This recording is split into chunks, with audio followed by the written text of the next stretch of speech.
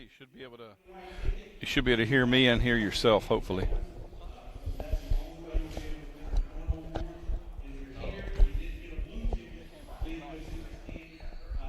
Yeah, we good.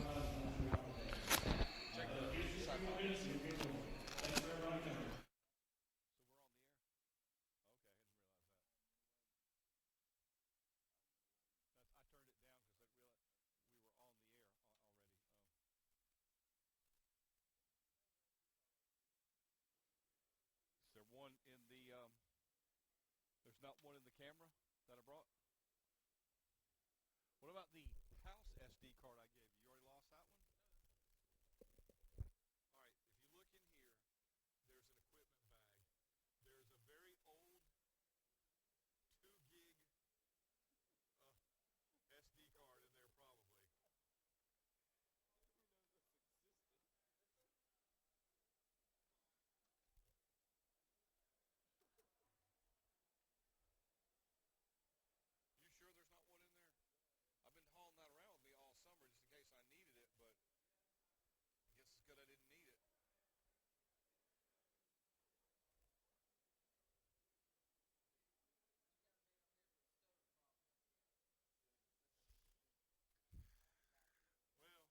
Well, we're equal opportunity, we can't discriminate based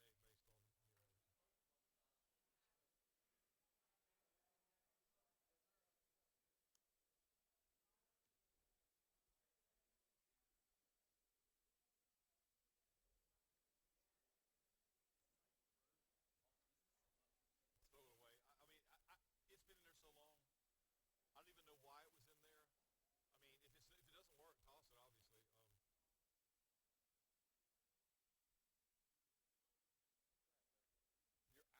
you're absolutely certain there's nothing in any of those bags. Hey, isn't there an internal memory on that? There's not.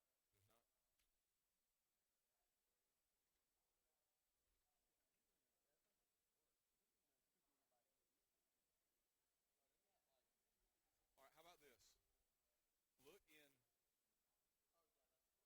Look in, look in the handy cam and see if we have a micro card with an adapter.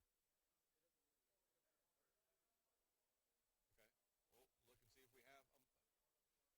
and see if we have a micro. Look in the side pockets. That's where it would be. All right. Goodbye. There's no telling how long it's been in there and heat and getting beat up and stuff.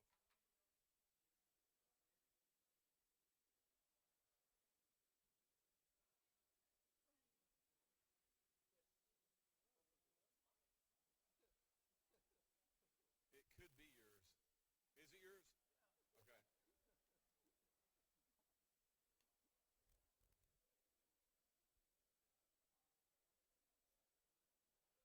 Hey, Landry, will you go ahead and crank that camera on me and Jimmy and let us go ahead and do an opening little spiel here, and then once they start talking, we'll kick it back around. Okay.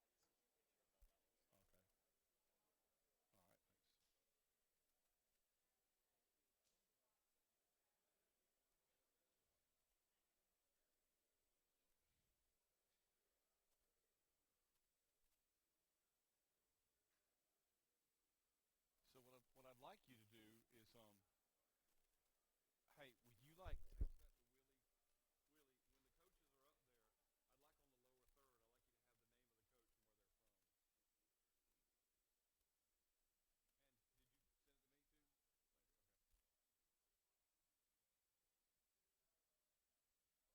too? Landry?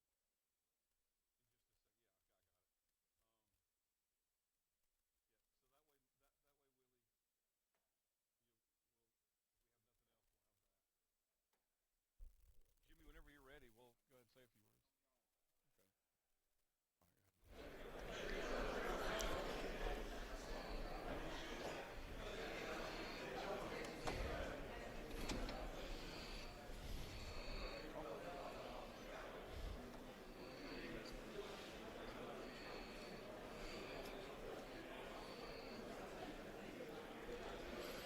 Well, good morning and welcome to Epworth by the Sea on St. Simon's Island.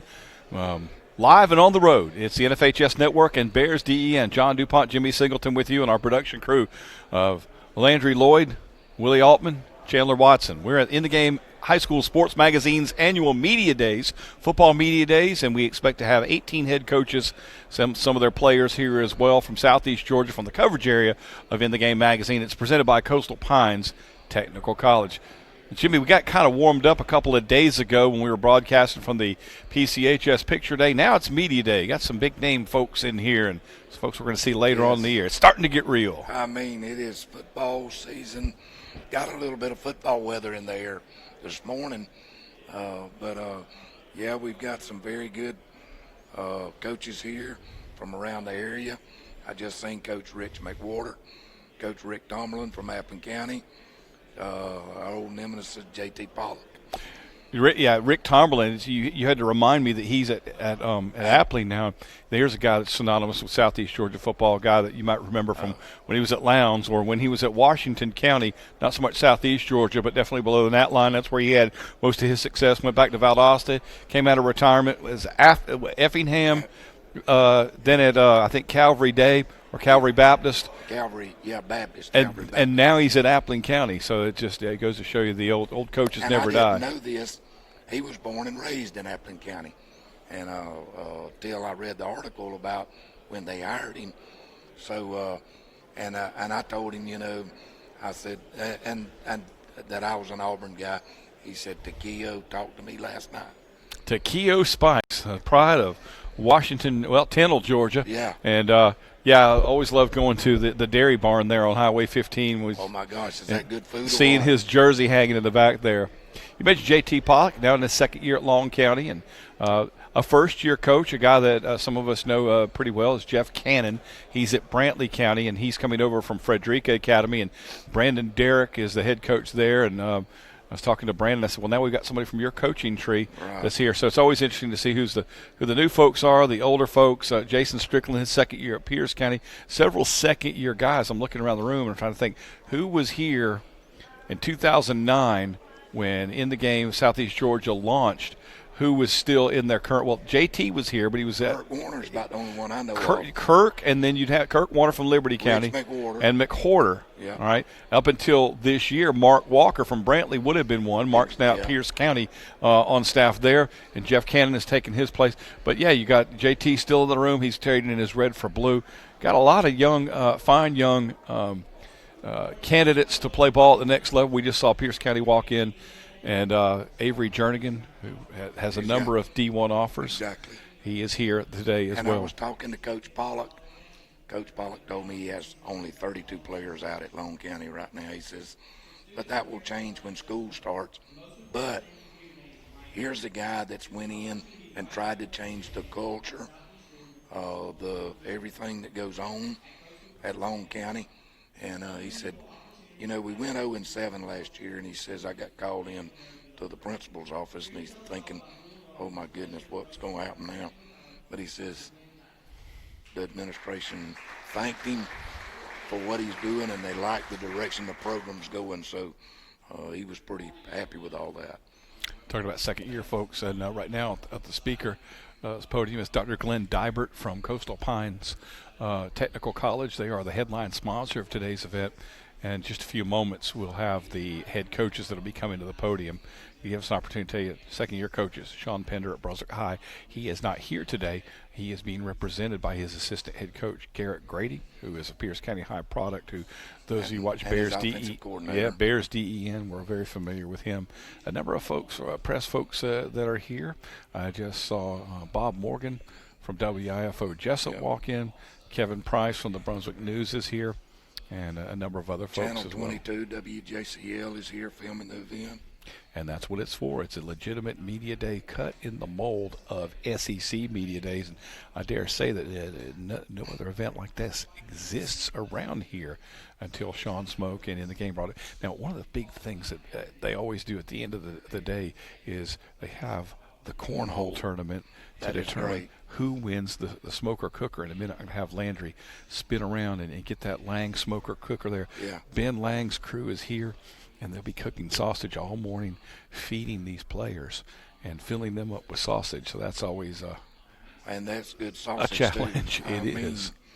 But, it's what we talked about the other day, John, is how much this and these type of events have changed over the years, and even events that didn't exist. You know, this has become a big thing in high school football now, and college football kicked it off, and it's just filtering down to the lower levels. The prep, let's say the prep levels rather than lower levels. How about that? That's a better idea, yeah. And a number of sponsors here that we want to give acknowledgments to. First of all, Compass 360 Realty is our headline sponsor for Bears DEN throughout the year. Our thanks to your Compass 360 broker and co-broker, Jonathan and Jody, and for all they do. Jonathan Coleman, Jody DuPont, and they welcome aboard their new associate, Jordan DuPont. He's now in their Brunswick office over on St. Andrews Court. So who played at Pierce County High School. He is a PCHS product. See how that all works out. We mentioned Coastal Pines Technical College is the headline sponsor of this event for In the Game magazine. BSN Sports and our buddy Blake Smith is here today. Gibson Animal Clinic. Well, if they get Dr. Rusty Gibson up there, they made it. He's kind of like I always said this about Welton Coffey, who was head coach at Camden County. Rusty Gibson is somewhere between a revival print tent preacher and a WWE wrestler.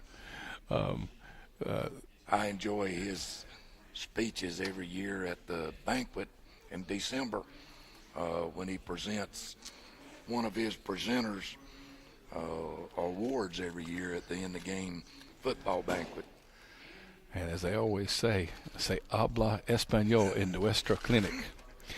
Kim Smoke from Crosswave Realty is here as well. That's Sean's better half. She is the first lady of In the Game magazine.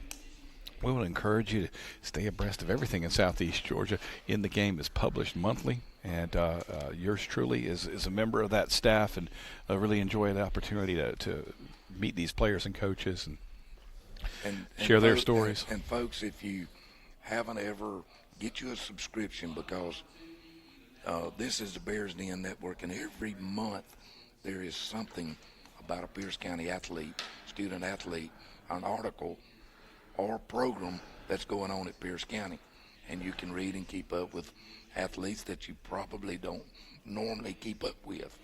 Absolutely, and we want them to subscribe to the NFHS network as well. $49.95 right now gets you a year's worth. I see Rocky Hidalgo from Glen Academy has just rolled in, so that means we can officially start now.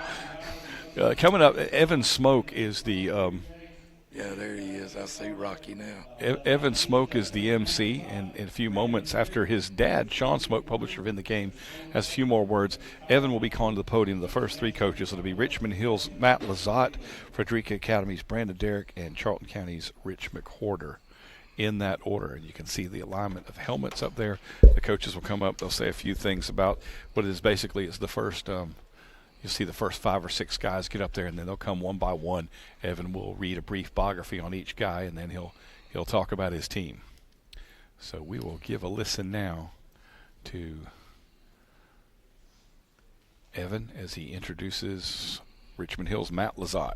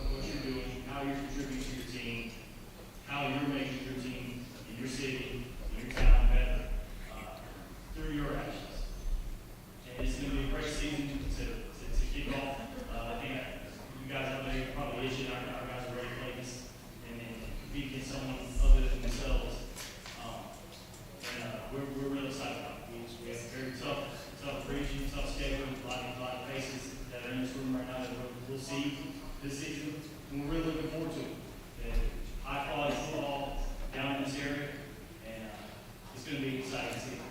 Excited for our guys to be able to be part of this. And again, I challenge you. When you leave here today, think about where you are, think about what you want to do, think about where you want to go, and the things that are in your way, and don't let anything stray from it. It's important. It's important that we're a reflection of our school. You guys look differently when you walk through the hallways. It's important that you realize that. And so there's more to be expected from them. We're excited. Richmond Hill, these guys, thank you for your commitment. Thank y'all for getting down here this morning. And we're ready to go continue to build and build everything that we do. Thank y'all very much.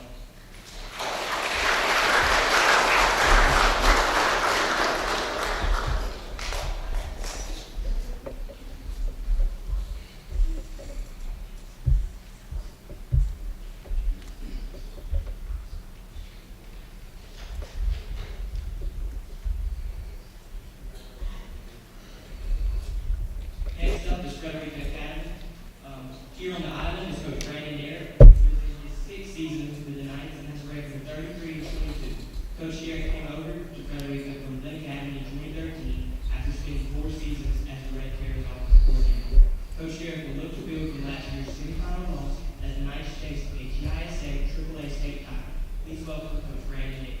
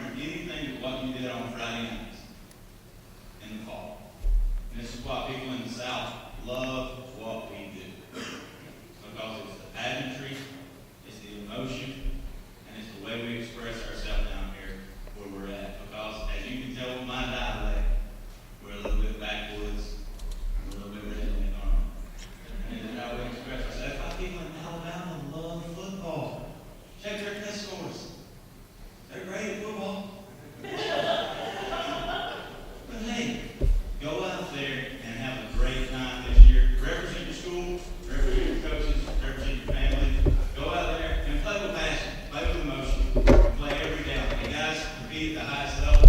Have a great season, and I hope we have one too. So enjoy it. Thank you very much. You gotta love Brandon Derrick's jab at Alabama. He's a Tennessee guy, by the Yeah. way. He talked about his accent, his Tennessee twang is kind of. He's been here about 8 or 9 years now. It's kind of floating away. He's starting to sound normal. And you know, John, he just mentioned something. They've got 160 kids in their whole school at Frederica Academy. 4 are Division I prospects. That's a pretty good ratio right there. He was referring to, without naming him, talking about his talent, his coaching tree. Jeff Cannon was an assistant for him at Frederica. Who's now head at Brantley. Yep. Let's listen to the introduction now for Coach Rich McWhorter, Charlton County. Four state championships, and he was honored as the 2013 in-game Southwest Georgia Coach of the Year. Please welcome Coach Rich McWhorter.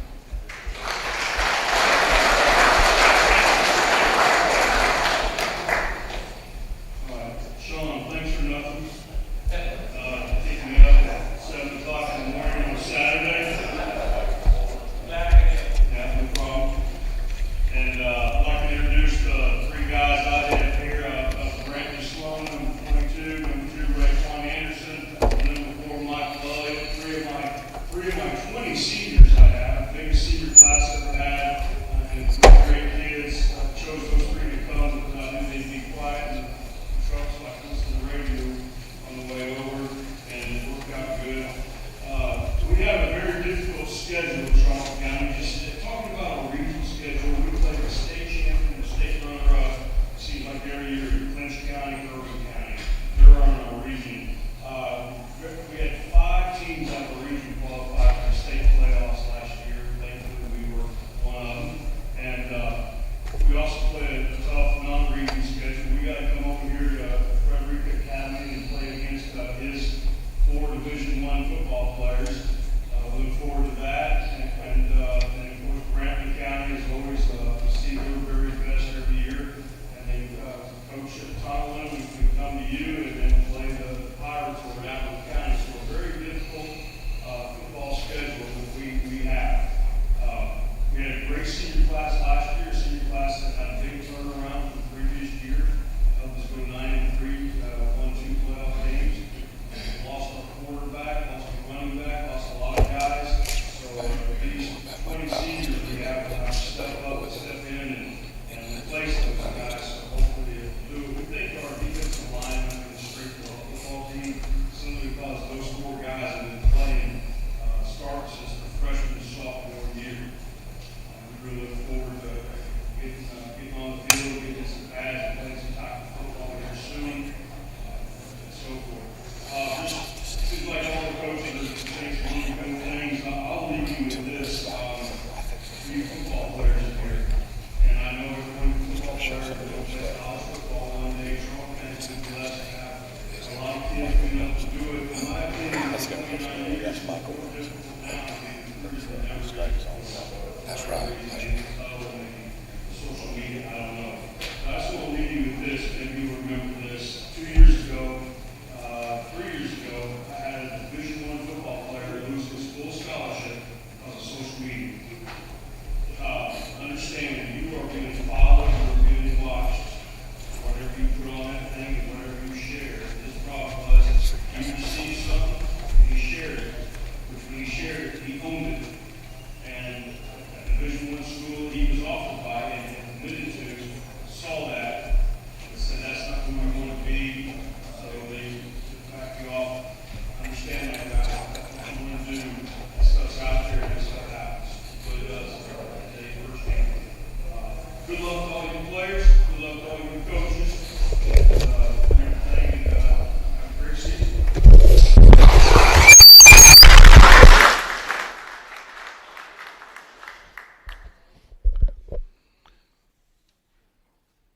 That was Coach Richard McWhorter from Charlton County doing what he often does. He talks about the ills of social media. And Coach, He's not a big fan of that, I can tell you. well, he has an active presence on Facebook, but what he does, He follows his players. he's there to follow Follow his players. exactly. He'll post pictures of his family vacations, which anytime there's a break, he's off going to visit all these other studios or all these other stadiums across the country. But he's always like Jason Strickland. He's always sharing a lot of these stories about what happens to various folks that misuse social media. All right, BSN Sports. Blake Smith is up there. He's our pal. Let's give a listen to Blake.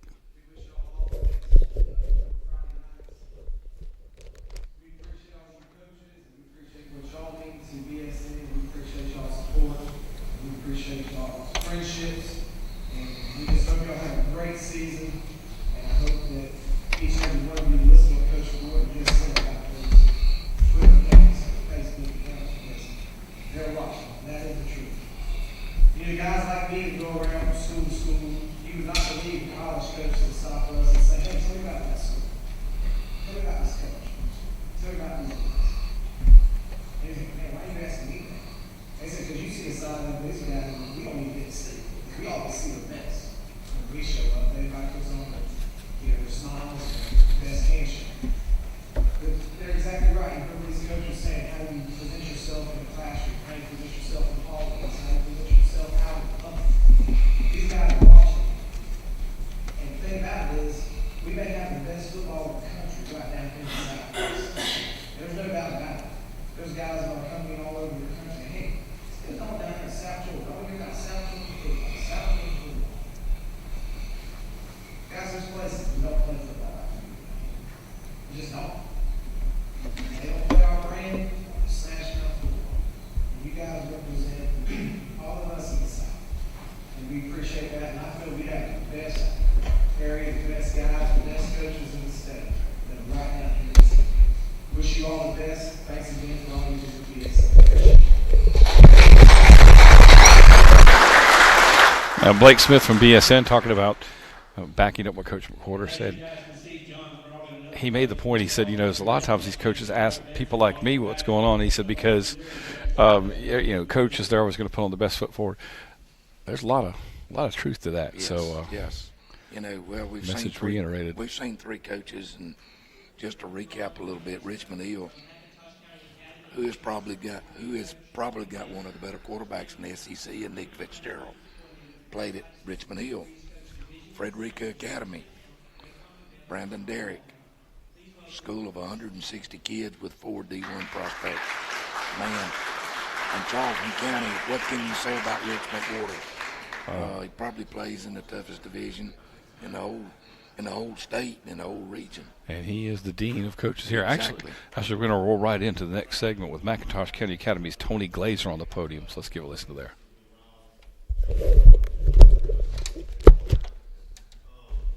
Those guys have been through a lot of coaches change, a lot of people coming and going.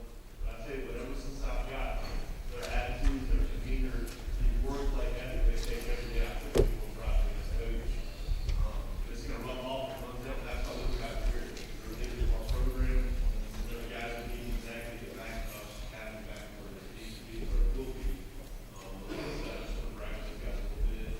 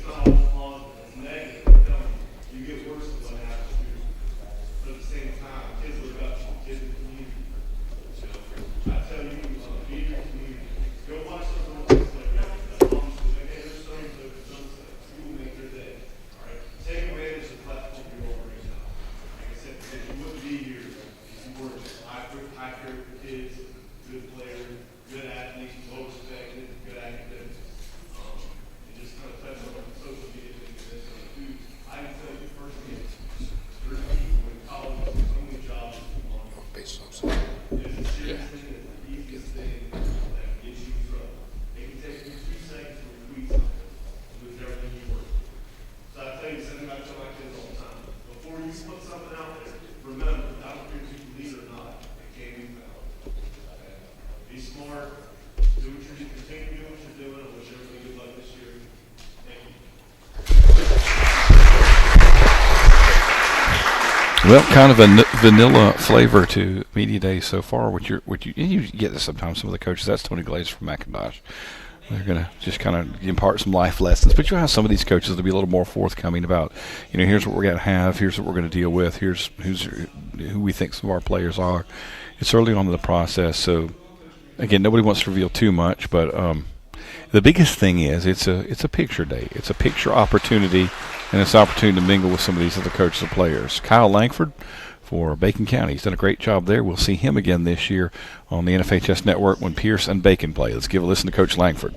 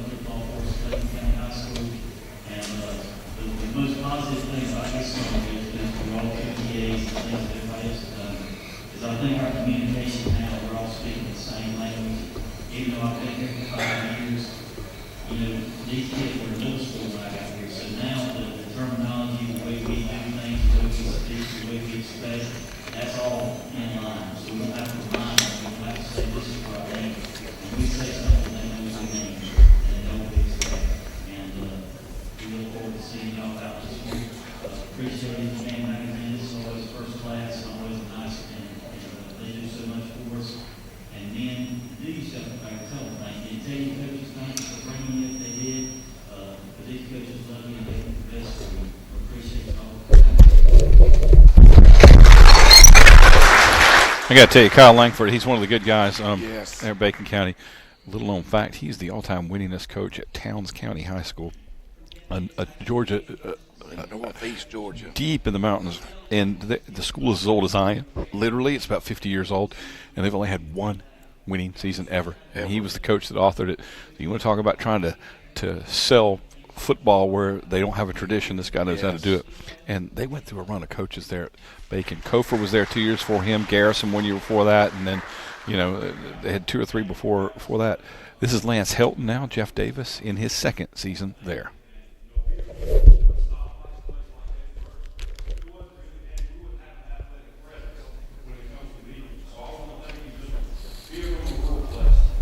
Guys, in year 2,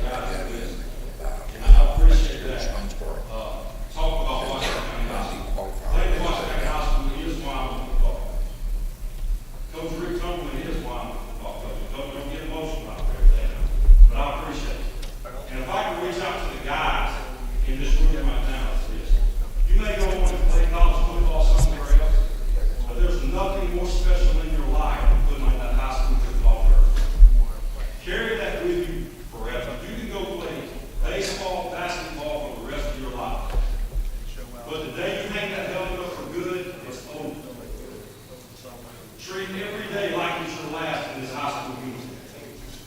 Carry it with you and play for what's on front of you. Guys, I appreciate your time. All I can say is go Jackson.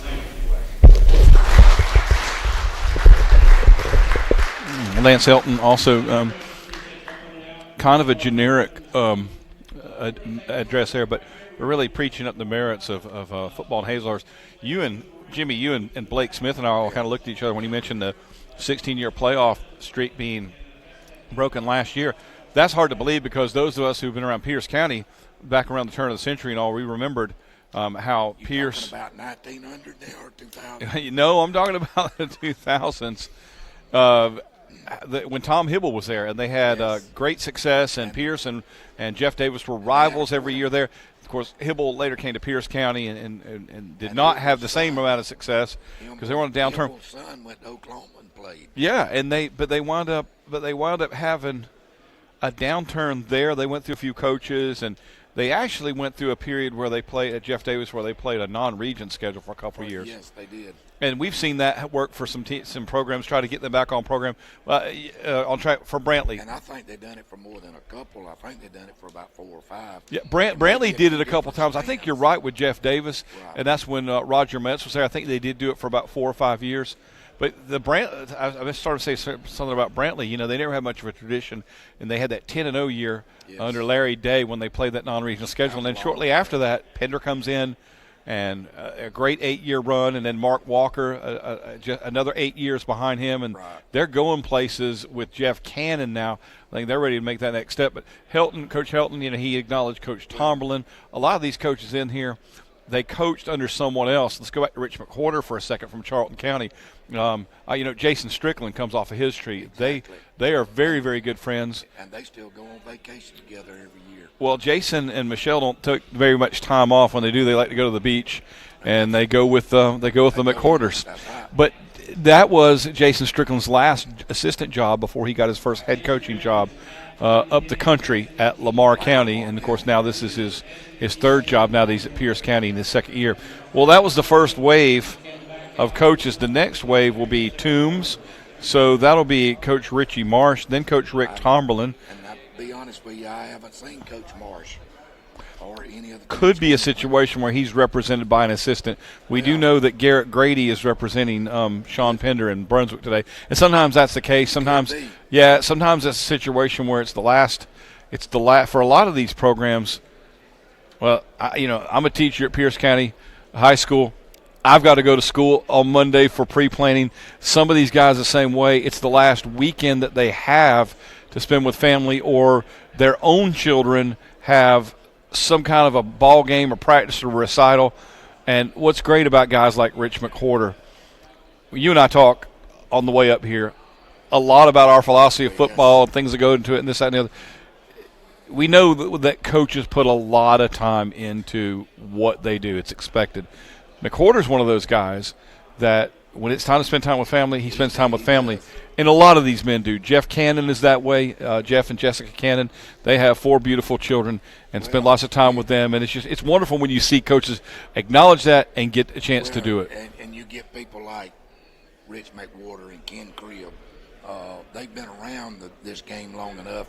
I think they've earned that right to be able to not work from daylight till dark or midnight to midnight.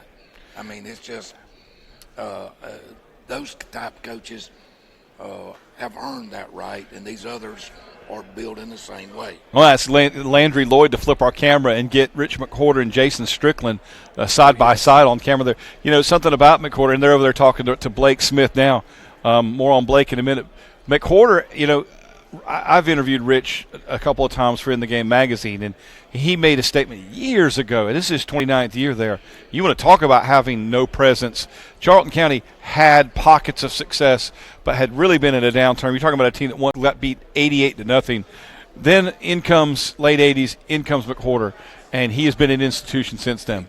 Anyway, his name has been rumored for jobs just like anyone else has over the years. He's been rumored at Purdue, places like that. And he told me, he said, I had the chance to do that. He goes, but I like the system we have here. I don't want to start over. He goes, I like the fact that we can practice until 5:30 every day. Now, there are some coaches in this room, and I will tell you, Jimmy, they think you're supposed to practice till 6:30 or 7 at a minimum. He can do what he needs to do. Well, and when he retires, Charlton County could be renamed McWhorter County. Let me put it that way. Well, that's an interesting story about Rich McWhorter. He's from Illinois. He played Yes. college football. Well, at Purdue. He was a high school teammate of Sean Payton, who coached That's right. the New Orleans Saints. That's right. He was I forgot actually about working nighttime as a prison guard right out of college and was sending out resumes all over the United States. And he got a call from Charlton County. And he took it, and he came down. And he was here 1 year. And that was the year they had just gotten a new head coach. And he was here for 1 year under that coach. That guy left, took pretty much everyone with him. Rich McWhorter, 23, 24 years old, was the only coach who stayed. He took that entire team through spring training by himself. Did not get the job, but anyway, the next guy only stayed 1 year, and then after that they said, okay, McWhorter, you're our head coach. I said, how did you coach a team by yourself during spring football? And he said, I think I said spring break. I said, how you're the only guy? He said, I'd have the offense in the weight room for an hour while the defense worked out. Then I'd switch them up. And then he said only on the last day of spring practice we scrimmaged. Well, that just goes to show if you plan, you can do it. And that's true. And he's always been a guy, McWhorter has, who works with what he has. Exactly. He was talking a while ago about one of his former quarterbacks, and I got to thinking about he's had some great quarterbacks. Chris Milton, Yes. the Dasher kid that was Middle Tennessee State. Yes. And then the guy that went to Purdue. But he said, when our running backs weren't big, hulky guys, they were little guys that could, run flat out and make great slot receivers and catch the ball. He goes, we made them slot receivers. Exactly. He's not married to a strategy. Or a system. It's whatever his players can do is the type of offense and defense that he employs year in and year out. And that's the reason he's been so successful. Somewhere in this room is Michelle Strickland, and we want to recognize her. My colleague at Pierce County High School this last year. She's the first lady of Pierce County High School football, and she is now the assistant principal over at Blackshear Elementary School, and we're very delighted for her. I told her this morning, I haven't seen her since the announcement. I said I'm happy and I'm sad because she is such a great support person. But she's here today wearing her Bear Blue, supporting her coach and her players. And it's great to see these ladies here. I always try to acknowledge the coaches' wives, my own wife, anyone who has a better half that manages the home front, so we, the lesser halves, can have fun during football season. Because it's time, folks. And Kim Smoke is one of those, and she works very hard for Crossway she does. Realty, while Sean and Evan are out ball gaming. And she goes when she can too. But we got some coaches coming up here in a minute. But, we're here for the Bears Den Network. And just to remind that you Bear fans, we will open a scrimmage August the 10th at Charlton County against Rich McWhorter. Then the week after that, we travel down to Darien to face Tony Glazier and his McIntosh County team. And, you can go online and get the schedule, but get your subscription if you can't make these games to the NFHS network. Yeah, I appreciate that, Jimmy. We're very happy that we were finished as the national runner-up because of these guys that are here. Landry Lloyd joins the fold this year, but Willie Altman, Chandler Watson, they've done a great job. Noah Shepler, who's not here today. We're going to cover more events this year than we ever have before. But it all starts with football and softball in August, and in this case, July. Yes, I mean, who would have thunk it? Saw Tomberlin bop by here, and again, you're talking about a guy who's been a head coach for over 30 years, and man, he looks fit. He does, and vibrant, and like he's playing the role, man. 62 or 63. He's about my age, and you would think that when he retired, he was ready to give it up, but his hometown came calling, and he took the job, and he will do great things. Right here in front of us is Rocky Hidalgo. He's at Glenn Academy, and JT Pollock at Long County. JT was at Appling for 8 years. Took them to the Dome 1 year. Played for a state title. Rocky did too in his second year. Rocky actually put on tennis shoes today. Let's get a shot of that, Landry. This is a big deal. This is big news here. Rocky Hidalgo is wearing tennis shoes. When Rocky came down from the North Country, it took him about 5 minutes to get indoctrinated into island mentality. And you see him over at Crab Daddy's and these places on the island wearing his flip-flops, and he's showing up, fashionably late. He is into this whole scheme of island. He's learned the sand nats, let's put it that way.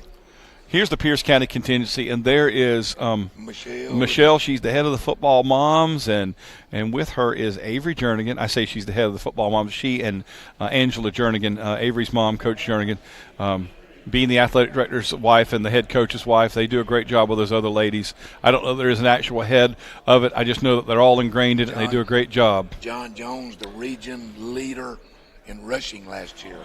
John went over 1,000 yards, and that's good that we did not expect to have a 1,000-yard rusher last year. I did not after the turnover we had the previous year. We knew it was going to be a rebuilding year, even if Pender and his guys had stayed. And then John Jones was a real find. Well, and I seen the turnaround in this ball club in the spring during spring practice. Last year during practice, I reckon some of the kids, as kids can be, will take adults at their best and push them to see where they will go. Well, I seen Coach Strickland twice just stop practice and made them go sit in the hot sun for about 15 minutes and make sure they understood who was in charge. During spring, or go back to the fall, they would walk around, wouldn't hustle, didn't do this. He finally got their attention. In the spring, when I attended several spring practices, I never seen nobody walk. They run where they went. And it has been, these kids have, and the other day, I think he said they were 83 that took team picture the other day. There was 83 players on that ball club. Well, the buy-in's been at all-time high, as you and I talked about, and as I told Coach Wicker and Coach Strickland, for our team to play to the wire in the last game of the year, the way that they did, and it was like, what was that, 2 or 3 possession game? Yes. They played a lot closer than the score was. That's the type of thing we're looking for. Now, coming up next, Coach Strickland's actually on the stage. He's with this next wave. You've got Coach Marsh from Toombs, Coach Tomlin from Appling, J.T. Pollock from Long, Jeff Cannon from Brantley, Kirk Warner from Liberty, and Jason Strickland from Pierce County. I always give Kirk Warner a hard time because he makes the rest of us look bad. Kirk's about my age. Well, Kirk is also the senior coach in Region 2 AAA. He's the dean. But he makes the rest of us look so bad. I mean, here's a guy who was an all-SEC tight end at Georgia, and he stayed fit. I think he could still play. A few years ago, at the end of the game, December, the year wrap-up, we had Troy Sadowski was the guest speaker, who had been an All-American tight end and had played at Georgia with Kirk. Neither of them knew the other was going to be there. When Troy walked in and saw Kirk there, it was a pretty cool deal there. That's Kim Smoke. She is the first lady of In the Game magazine, but she's also a realtor at Crossway Realty. Does a great job, and she's speaking a few words right now. Let's give a listen to Miss Kim.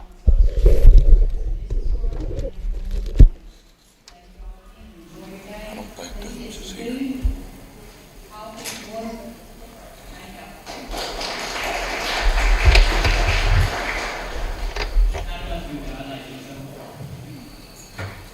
We're going to keep on going. We're going to move to AAA. From Appling County High School and back to his new head coach, Coach Rick Tomlin. In 32 seasons as a head coach, Tomlin has led 8 teams to a record of 246 wins and 119 losses, with 10 region titles and 3 state championships. Tomlin retired in 2012 after guiding Appling County to the playoffs for 2016. He now relays a perfect 10-0, only to retire once again. He's back down. We're glad to have him from Southeast Georgia. Please welcome Coach Rick Tomlin.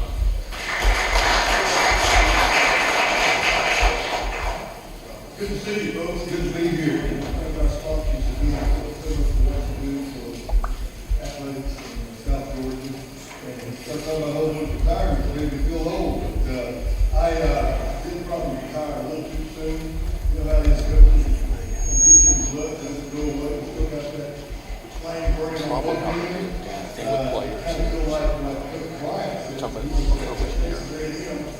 Alabama called, and Martin I don't think so.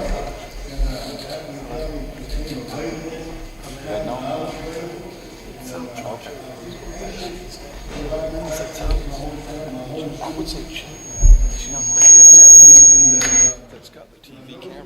Check with her. See if she can get you that. Because I think she's been getting a lot of Sometimes I know the grandparents, sometimes I know the great-grandparents. So it's been neat being back at home. I want to recognize some of the players who brought in this morning. All these young men are outstanding leaders, outstanding football players, outstanding students. They made my job really easy. It's done everything in the world I've asked since I've been here. And I'm real proud of the first quarterback, Tyler Homestead at Cloud, and our tight end, John David Black. Offensive guard, defensive end, real tough guy, Moses Easton. Linebacker, tight end, Keith Rice. I'm real proud of these young men. They're working hard, doing great leadership. Sometimes transition's not easy. They made my job really, really easy. Thank you, guys. call guys out and stand up. Reverend Good Friends said that the coach will have more influence in 1 year than most people do in a lifetime. Having stepped away for a short period of time twice and looking at coaching from the outside of coaching, I think he's 100% right. There's not a profession out there, not an occupational out there. I think that is more honorable than coaching, especially high school coaching. I really think a lot of good people don't know coaching. What we do in coaching is one of the most honorable things anybody can absolutely do. This transition has been the best I've had in my career. Coaching, really welcome. We're in the honeymoon phase right now, so you know that's good. But it's been a great experience. I'm excited. I'm excited about being there in the backseat and after the game. I'm excited about being the football players and cards. We've got a great region, an outstanding coach, very tough schedule, super tough schedule. We got to make the schedule to do these favors. I guarantee you that. And we got to work out for us. Our guys are excellent. Work hard, getting everything back. It's good to be back. Appreciate y'all having it. Thanks so much.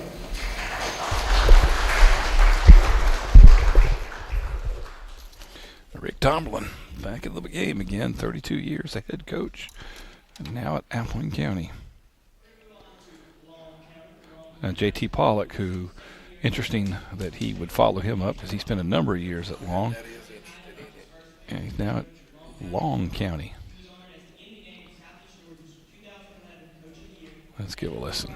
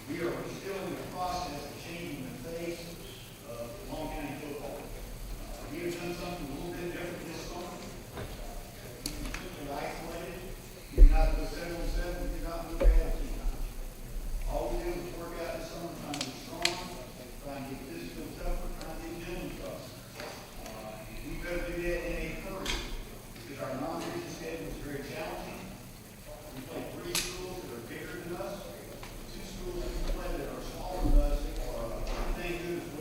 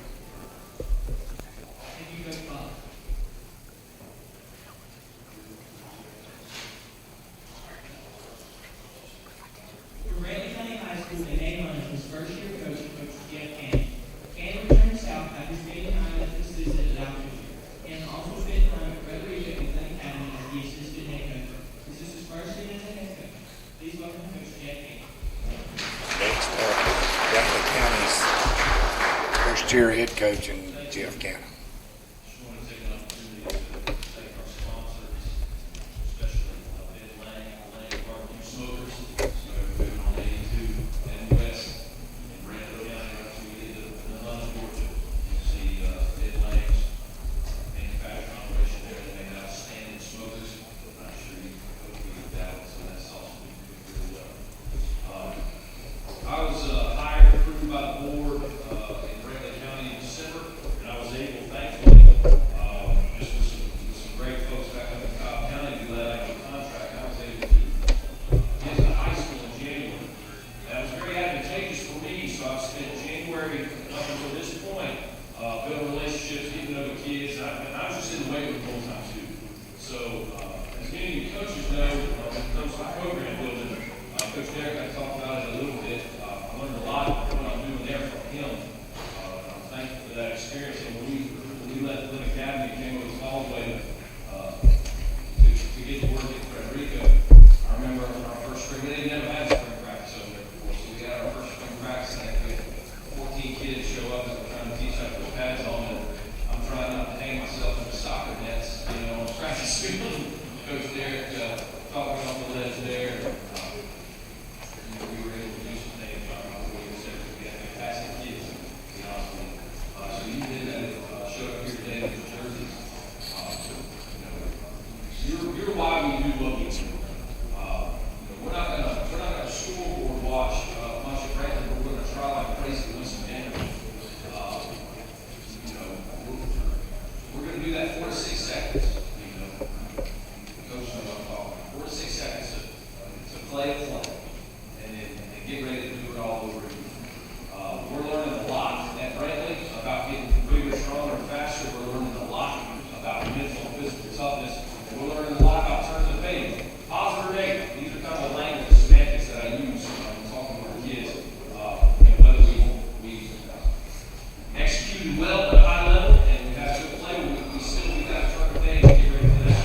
Or maybe we didn't execute at a high level on that play. We got to turn the page and get ready for the next one. So we're trying to have short memories, good or bad. And I'm just proud of our kids. That's our 4 seniors with us today. Bill Bennett, CJ Prescott, Bryson Flowers, and Spencer. And these are kids in a senior class. I didn't hear all that.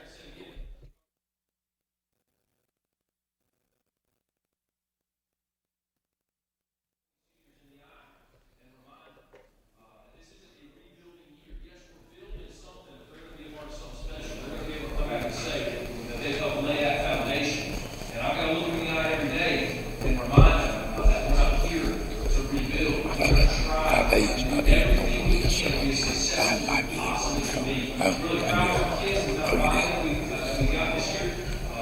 brought all in one by one in February.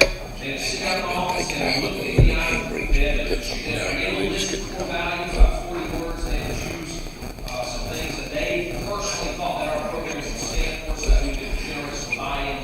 And the highest vote getter was commitment. And I was proud of it because in the past, it had been lacking. So to show that their commitment, they had to get a certain number of workouts this summer, to be able to participate in safety issue. All you guys come into the weight room and things of that nature, so we need to do too. And so we can do the things that we had the last day, we were 67% completed, but then 3 days later, yesterday, we were at 80%. We got about 60 varsity roster players, and I'm missing about 11. I have about a week to get made up, to get right. And a number of people in Rankin County said that would never happen. They would never get up, come in at 7 o'clock in the morning, and cook late. I got my kids thinking, we're going to see the season when we get rolling so early. We'll do the best we can with what we have, and we're going to try to play physical football and try to run downhill and things of that nature and fly the football defenses. Thank you for having me.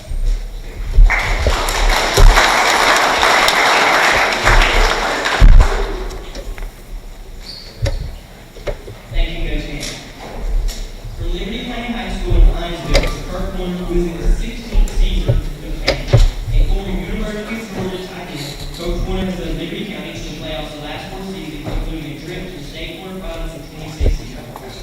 overall record of 84 and 88. Please welcome Coach Kirk.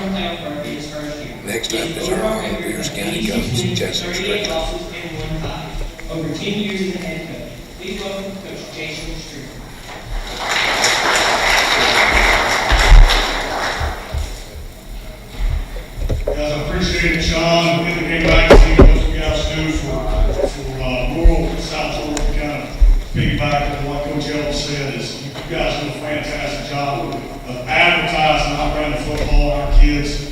We've got two outstanding young men here who really kind of personify what we want in our program.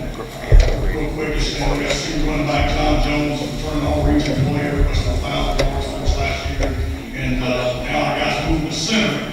Avery Jernigan, who's got several Power 5 offers, has just been the absolute epitome of class. And we appreciate you guys.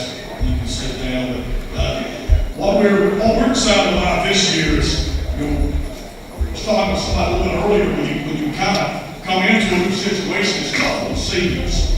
And it's not a situation where you're coming in really maybe doing anything better. It's just what you're doing is different. And it takes a little time for those seniors to be able to adjust to it. Sometimes they don't. But year two, they should really, everybody in the program be on the same page. And that's where we feel like we are way ahead at this point this year than we were last year. The group of seniors that we have this year, their commitment to the summer, we went back and looked last year, we had 38% of our football children made it every work camp. This year, that number is 82%. So that's just a total change in commitment and guys understanding what's being asked of. We've got a lot of positives that are going on in Pierce County right now. We're in the midst of finishing up at what's going to be a state-of-the-art school that is really going to, what I think is going to be a gym for Southeast Georgia. We built a 5,400 square foot weight room that Coach Copeland is actually installing everything in it for us. It's going to be one of those massive facilities that our guys are going to get to use. That's really going to be special. We've had a hard summer, and I know all you guys have. We're proud of the work and the commitment that our guys have created. We show up every day with a bubble-eyed attitude and things that we're asking them to do. And we know, just like all you guys wear the jersey, that what we ask them to do is not easy. And what your commitment to being something better than yourself is really, really special. And I feel like, to an extent, I don't want to get on the Larry Fedora rant, but I do feel like, to an extent, our game is under a little bit of attack. But you guys are doing a great job of making sure that the game is represented very well and being a voice to communities all over this great state that football is still strong. And it's an important facet of our society, developing young men and making sure they understand what it looks like to be a great father, to be a great husband, and just be a true friend. And I thank you guys for that. We've got a tremendous administration at Pierce County High School with Darrell Bennett and our athletic director, Brandon Jernigan, I think is about as good as it is in the state. And they do a fantastic job of helping us get the things we need to be successful. And we're very fortunate in that regard. I know a lot of guys, and probably some in this room, that have a lot of administration bias, and we just don't have that at Pierce. Our folks are on the same page as we are, and usually when we ask for it, they're going to do everything we can to try to get it to us. We're excited about our schedule. We start out, strategy coach the board in Charleston County, August 10th, over their place in the swamp. It's always a tough place to play. We're excited about the type of football team that we get to compete against there. August 17th, we get NCAA going out of their place. It's been forever since I've been to Darien. We want to make sure we got plenty of stuff on for Santa Nats and get ready to go battle the Buccaneers. And I know you guys are excited about what you have going this year. And then, finally, August 24th, we get to play a big rival game in Macon County back in Blackstone, Georgia. So we're excited. I'm not going to take a lot of time. Finish up real quick. I do want to. Each coach down the world nugget. I'm going to say this. In this realm of recruiting is so now publicized, I want you guys to remember why you play high school football. And I'll say this to you. If the reason you play high school football is to try to get a scholarship, then my advice is just don't play. Don't play. The reason you need to play is because it's dang fun.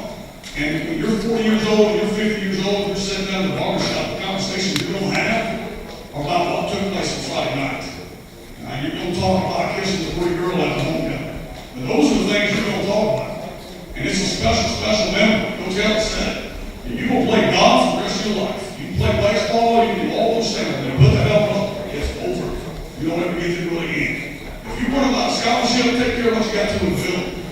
Because there's a lot more academic money out there for scholarship than there is athletics. You need to play this game for the same reason you played it when you were 8 years old. Because it's fun. And that's where all your best friends are. And that's where your memories are going to be made. I appreciate your effort. I know it's tough. I know it's hot. But you guys are something special. And this community, all your communities need, this state needs, this country needs more football players. Because that's what makes this place great. Thank you for being a football player.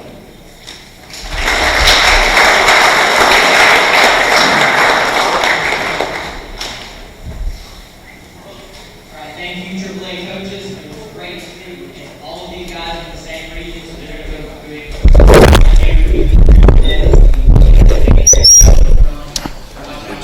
We just heard from Coach Strickland, and a lot of this stuff that he just said is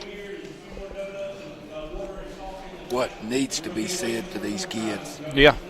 If you are here to play football, have fun at it. Well, his mantra, he's been here 2 years, and he starts off the same way. He always talks about being a good husband, being a good father. He leads off with that every single time before he talks about first downs and things of that nature. I like Jeff Cannon, my buddy, who's now at Brantley County. The first person he acknowledged was Lang Smoker Cookers, because they are such an institution in Brantley County. And we have been enjoying. Me and Lang and them do. We've been enjoying. My goodness, they make some. It's sample size, but I mean, we've been bringing platters up all day long. Yes. But the trip, our region of coaches just got out, and we've got a tough schedule, maybe an easy non-region schedule, but when it gets down to the region, of course, Tattnall County is not here, and they're not in this group of in the game, but when you throw Brantley with a new coach and rebuilding, and Applin is going to be Applin, Kurt Warner is going to have Liberty County there, and Tattnall, I think, will be a much improved ball club this year. And then Coach Pollock, I think his problem is numbers, because most of these schools have 60 or 70 players, and when it gets to the fourth quarter, they're going to be a little tired. It's an interesting dichotomy. You mentioned that because you got Camden County here, Ware County is in the game region of Southeast Georgia, and they represent your major markets. That's your New Yorks and LAs and Chicagos. But then you got the Green Bays of the world, like Long County, and it's funny because over here, Landry, if you'll catch, it's funny. These are the guys I was about to talk about. You got Kyle Langford and JT Pollock. Langford, he's there at Bacon County. He's got probably 450 people, which is probably twice the number of folks he had back when he was up in the North Georgia mountains. And so these guys have to be good recruiters. They've got to be able to pull guys off of the basketball team, the baseball team, and all that. Well, so these guys they got some trade secrets. Coaches that are here, you've got Rich McWhorter. He's won state championships. Bob Spears, he's won state champions. Before Bob was at Camden County, he was in Kentucky. He actually coached. Was at North Gwinnett. That's right. That's right. He was in Kentucky before that, I think, and somewhere in there, he coached an indoor professional team. So he knows he's top the bottom. And you got Jason Strickland that took Fitzgerald to 2 state championships. But I'll tell you what else that we don't acknowledge is the fact that we've got a lot of guys talking about recruiting. We've got a lot of guys in the room that have coached college ball. Like Garrett Grady's going to be coming up representing Brunswick. He was an assistant coach. He was a grad coach, then an assistant coach at Valdosta. Just like Seth Boyette is at Pierce County. He was a coach at Valdosta. So these guys know what it's like to actually have to recruit people and get kids to come out to play. And these coaches know what to tell these kids and what to expect. And it's like Coach Strickland said, if you're playing high school football to get a college scholarship, go on. You don't often hear you don't hear too many coaches that say things like that. No, but I mean that is that is true of Jason Strickland, exactly. to be true. Want to thank Lang because of the fact that they have been feeding us all day long. I mentioned earlier they have these sample size here, but they'll fill up a plate. Chandler Watson and Willie Altman have eaten a couple of platters of this. Those two, and then Landry Lloyd. Those guys are all and I like my fair share too now. they're all bantamweight though, and then you got you and me. It's funny. Some of these coaches in here, they're deciding I am right now, but by the end of the year, they'll work off that 20 or 30 pounds. Oh yes. I think the most dramatic one I saw was Bobby Johns, who was at Bacon County a few years ago. He literally lost like 30 pounds during a football season, and these guys, that's what they do. They just work and just drive on through. Rick Tomlin, again. They work and forget about eating. They forget about eating. I can't tell you, Rick Tomlin he looks like a kid bouncing around here. He looks like a slightly older version of John Jordan. He's been retired for a couple of years. He looks like a slightly older version of John Jordan, maybe Howie Long type. He's got that buzz cut, that old school thing, which he's always had. And I told Tommy Palmer, I said, Tommy, if you get a chance to come down, or if you can't listen in, I hope Tommy's watching this because, it's a small community, and a lot of Tommy, we talk to him on Friday nights. He likes to tell these stories about these guys, and we've been around long enough, and with some of these guys that we know some of these stories about, oh, well, tell us about the time you were an assistant at this school, or tell us about the time you ate the frog, or whatever ridiculous thing it is. And Tommy is what Friday nights is all about, because without him, we probably wouldn't be where we are today. That's true. I mean, South Georgia football, if you go back to turn of the century, 20th century to 21st, Jimmy, I know you could probably relate to the one before that. Yeah. Me and Tommy probably can. You're the only one in the room that's older than me, so that's why I'm giving you the raspberries. But Tommy used to do the South Georgia Network, and I think he was in Tifton, and really gave South Georgia a big marquee platform. And then he took it over and is doing it better than anyone has done it. So, yeah, South Georgia football, it's a big deal, and you've heard all these coaches say that here tonight. But it is funny, some of them, they're not giving away a whole lot. Some of these guys are standing their guys up, telling about them. Some of them, they're trying to keep that stuff under wraps, Well, they got their opponents here. Yeah, they do. So they're not, especially in our region, all of them but Tappan County's here. You were talking about McIntosh a little while ago as the next group is going to be heading up the stage pretty soon. And I don't know if you and I talked about this Thursday at UGA Picture Day, but Pierce County Picture Day, PCHS. PCHS Picture Day. I was just checking to see if you're paying attention, Jimmy. Yeah. Blake Smith has got a University of Georgia helmet over at the BSN table, which, by the way, they merged with Hibbett Sports, and are now what did he say? The largest retailer. Yeah, the largest retailer. So I was looking at that. I went to this table early. He said, "Help yourself to anything," and I reached out. He said, "Except that UGA helmet." All right, PCHS Picture Day. Don't remember if we brought this up or not. Our schedule different this year because you talked about the non-region versus the region. Non-region, we've got some folks like Randolph Clay. We never played before. Bacon County, who we play every year, who once again is a very up there drawing cards for our non-region. But, Jimmy, we play 0 week. And why aren't we playing 2 scrimmages? After all, we didn't have a full spring scrimmage. We could play 2 scrimmages. He's playing 0 week, right, which means you get just the scrimmage week. Which means you get 2 open weeks during the regular season, and then after the second one, you roll right into region play. Jason's done his homework on this schedule. Well, he has because, last year we had Wayne County on the schedule. And I asked him if he was going to schedule Wayne County again. And Coach Strickland looks at this stuff in depth. They have 36 juniors last year on that ball club. He said, I don't think I'm playing Wayne County this year, which makes a lot of sense. Yeah. Well, we've also got a new assistant coach, Jay Breeden, who is coaching our quarterbacks this year, helping Jermaine and Luke Eccles get better. Jay comes from Berrien County, who we had sent a contract to play. Berrien never sent it back. Also sent one to Dooley County. Dooley County has a very good quarterback this year that's a senior, and they did not send it back. So my thinking is they have looked at us. We don't need to be playing that good of a ball club. So I think we're going to be pretty special. Well, but Randolph Clay is 3.5 hours away, 3 hours away. Yeah, that's over around Cuthbert, Fort Gaines, I think, right? Yeah. And then we got Beach, Hey, Beach will send the contract back every year. Well, and they're not they're not an automatic win. No. They proved that last year. And the game's always a buyout. We'll always get to play it here. That's great, but that's not an automatic. Off the 14th of September, and then again the 28th. That week, but 28th is to get everybody ready for our region schedule.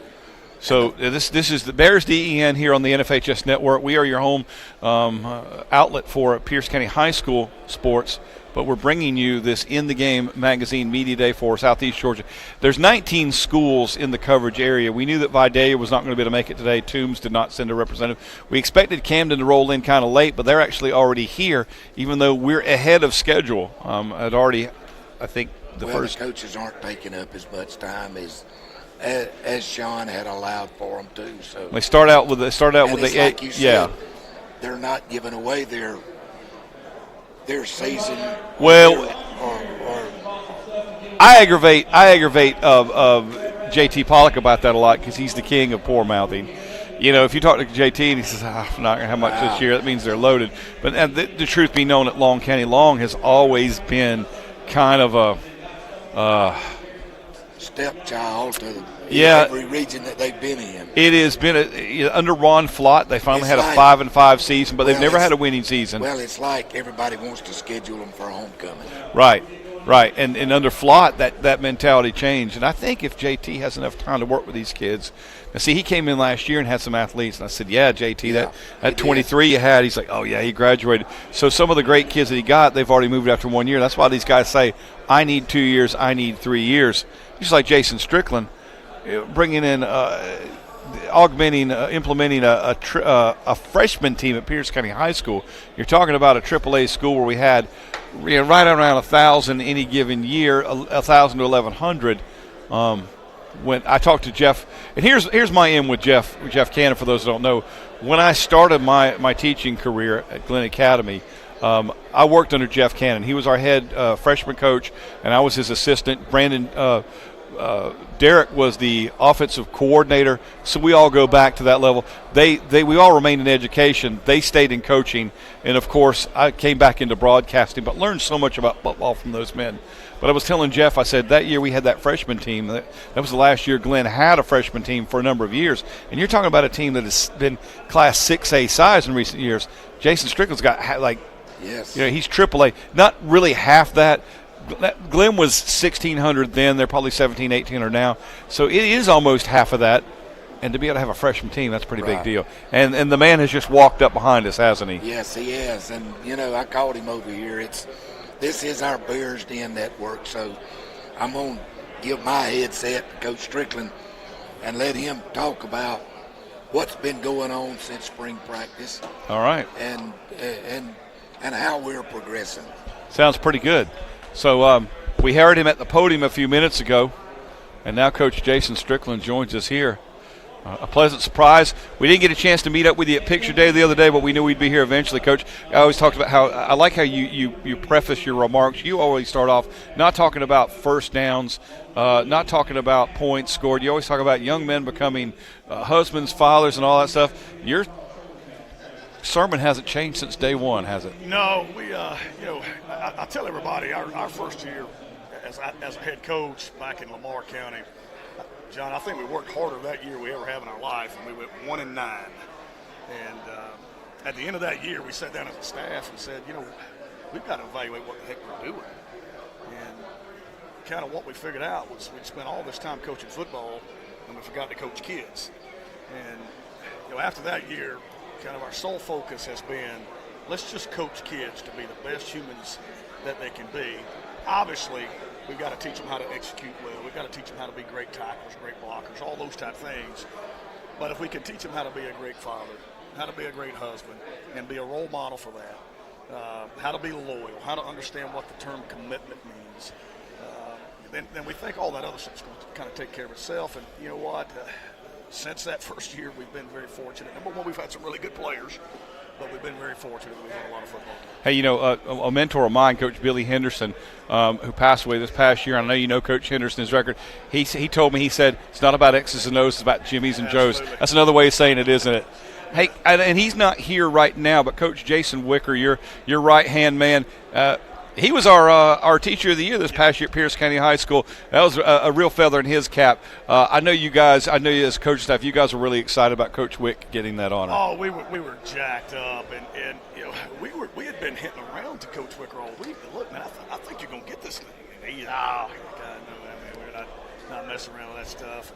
And then our principal, Miss Bennett, started saying, "Oh, it's close. He may have a chance here." And all of a sudden, we got a football coach that is the teacher of the year at Pierce County High School. And I think that goes to really show the level of influence that he has, not just in the weight room, but really all throughout the hallways with dealing, not just with football kids, but competition cheerleaders, softball players, wrestlers, basketball, baseball. No, hey, Coach Spire's been talking about what he's done with the softball team. So, yeah. He just does a fantastic job. And through that, what he does in the weight room, number one, he's very competitive, but he teaches the kids what work ethic and how this concept of if we only work hard on days we feel good, there's just not going to be very many days we feel that we work hard. And he's gotten a bunch of kids to buy into that, and we think it's spilling over in the hallways. I tell you what, man, when he came into my life about 17 years ago, I got very, very lucky. He's a dear, dear friend to me.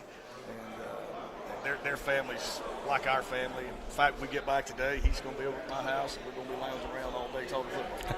And we've talked about those very things. Also, we've congratulated your real better half, yes. Michelle Strickland. She is now the assistant principal at Blackshear Elementary School. Real excited about that. I told her, I said, I'm happy, but I'm sad. It means I won't see her every day at Pierce County High School, but I know you guys are really excited about that. Yeah, as well. she is, and she's hit the ground running. Dee Treadwell's going to do a fantastic job as the principal at Blackshear Elementary, and we're very blessed that she picked Michelle to come join her on her staff there. And you know, we've both over the last week or two been working crazy hours. So when this came up today, I was bringing some kids over. She said, "Look, I don't mean to be that wife, but you mind if I ride along? It'll be the first time we've seen each other really in several days." I think it's awesome that she's that wife. Oh, yeah, you know. Yeah. But she's a football chick. She is. She absolutely loves it. She's jacked up. She gets to come. She knows several of these coaches. Coach Tomlin, she knows very well. Coach McWhorter is like our big brother, and so she was excited about being able to come see some of those guys. Before the next wave of coaches gets up there, if you can kind of nutshell where we're at now between now and when we play the first game, I think I'm right when I say McIntosh, that's a 0-week regular season game, right? So between now and then, we've got to start school. We've got a week of pre-planning. I don't know how that affects your schedule with you and your coaches, but then the next week the kids are in class. So take us from now up until there. Well, you know, one of the things that we look at is as we get into pre-planning, our times will be a little bit off kilter. You know, one day we'll practice at 2:30, another may practice at 4:30, another one may practice at 9 a.m. And as coaches, we said, you know, we could sit and complain about this, as we could use this as an opportunity to really preach to our kids. Let's pay attention to detail. Let's be able to adapt and adjust. And so that's where we're at.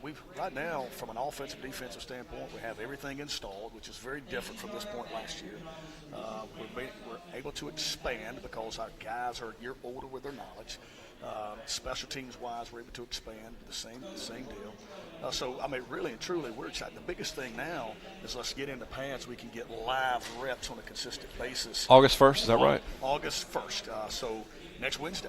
You doing a Midnight Madness type thing or anything like that? We're not, just because of pre-planning, and right. I think my coaches would divorce me if I made them do that. But we're going after pre-planning on Wednesday afternoon, and then man, it's 100 miles an hour. We got August 10th. We'll be going over to Folkestone to play Coach Mack in Charlton County, and Raekwon Anderson, who's got seems like 1,000 Power 5 offers. Help me out with something, Coach, if you don't mind. You mentioned that those key dates, and I realized Jimmy and I were talking about this. You've got a few new faces on the coaching staff. It's a little bit bigger this year. Who are these guys, and what are they doing? Jay Breeden kind of fell in our lap. You want to talk about just an A-plus, number one human being, but terrific coach. He's a quarterback's guy, and that's kind of what he is. We were able to hire him to come in, and he's really done a great job with Jermaine Bruton and Luke Eccles, and really kind of honing on their skills. And Evan Durden, who's a younger coach that came over from Wayne County, is helping us in our secondary. What a lot of people don't realize, we coached last year 2 slots short, and you kind of get in a situation where you say, I can fill it with bad coaches, or I can just leave it open. And we said, let's leave it open and take the year to look. And man, we hit some home runs for all we got. That's fantastic. That sounds really good. And we got some more folks on the stage. Glad you could take some time with us. And again, glad that Mrs. Coach Strickland was able to bring her lesser half here today and enjoy some quality time. Coach, it's always great to have you. Hey, thanks John, for stopping by. I appreciate what you and Jimmy and John Jordan, all you guys do. I mean, y'all, number one, your first class. Hey, you got awards to prove it. And, I mean, you guys do a fantastic job with this. I've been places where, hey, this is up for a couple times a year. But there's just not many events that you guys don't broadcast for Pierce County High School, and it's pretty dang special. Well, thanks, Coach. We're like you. We're gunning for number one. Hey, let's both get number one this year together. How about that? It, buddy. I like it. Appreciate Go it. Bears. Yes, sir. Coach Jason Strickland, the one and only, and as Michelle Strickland often said, she goes, sometimes people are amazed at a guy, and Jason's about 5'7", 5'8", how a guy his height can fill a room with his voice. He's got that big voice, the voice of God, as we would say. All right, back to the podium now. And Coach Ken Cribb from Wayne County. Coach Cribb, his second year there. Let's give a listen.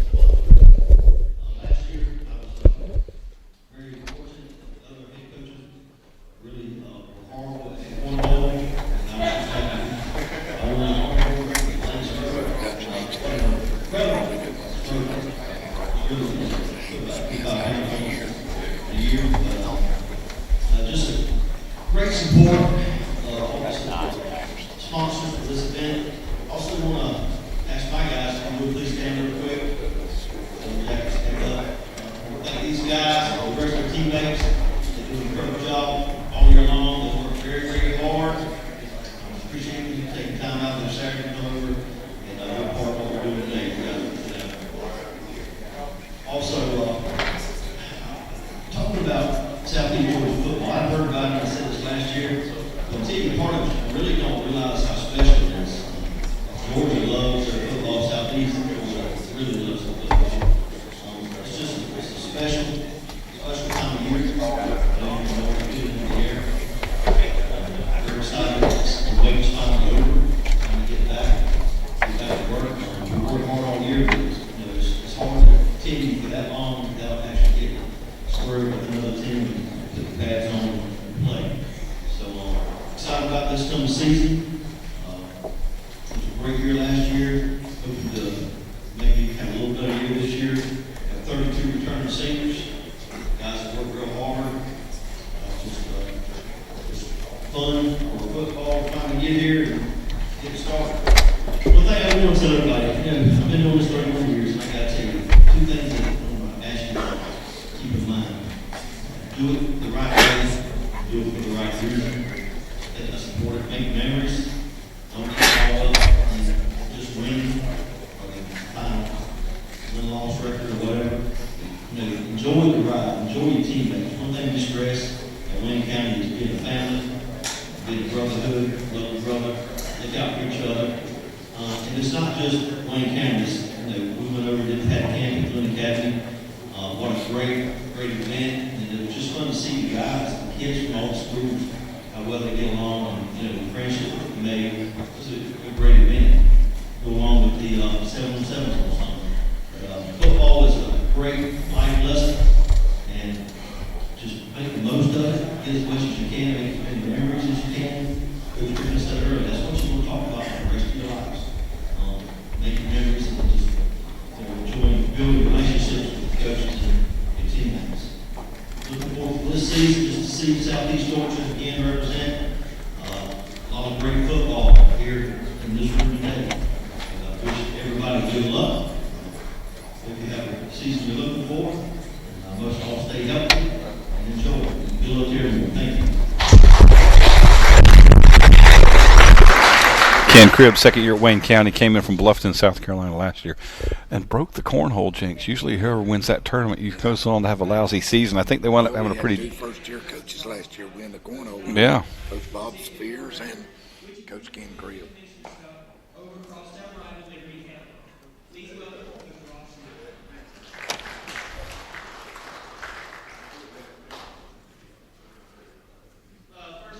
Ross Couch from Bradwell Institute now.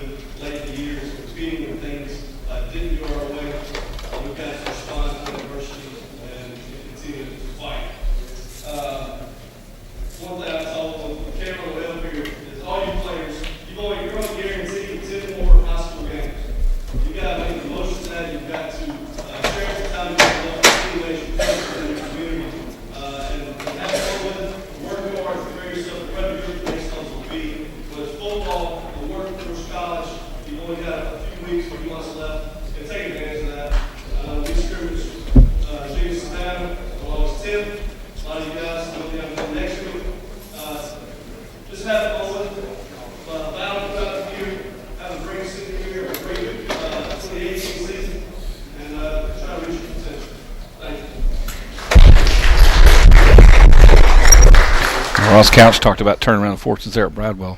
Yes. Well, I'll tell you, once upon a time, Bradwell was the a powerhouse. Liberty was the second-tier program. Yes. Liberty was a lone county to Bradwell Institute. And they have flipped the field. And he's bringing Bradwell around now, I can tell you. Meanwhile, Liberty winning their region title last year, and Coach Warner's had some athletes. Of course, you think about Richard LeCount, and there have been a few others too. But the Frazier kid at quarterback. Absolutely. That actually beat us in Blackshear to win the region 2 years ago. Yep. Here's Garrett Grady, our old pal from Pierce County High School. Pierce County product, played at PCHS, played at Valdosta State, coached there, coached at PCHS. He's assistant head coach now at Brunswick, representing the Pirates. And Coach Sean Pender, who's not here today. Let's give a listen to Coach Grady.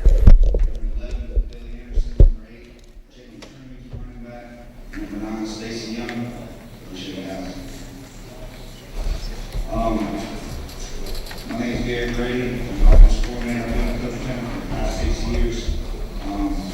Coach Pender said all of you cannot be here today.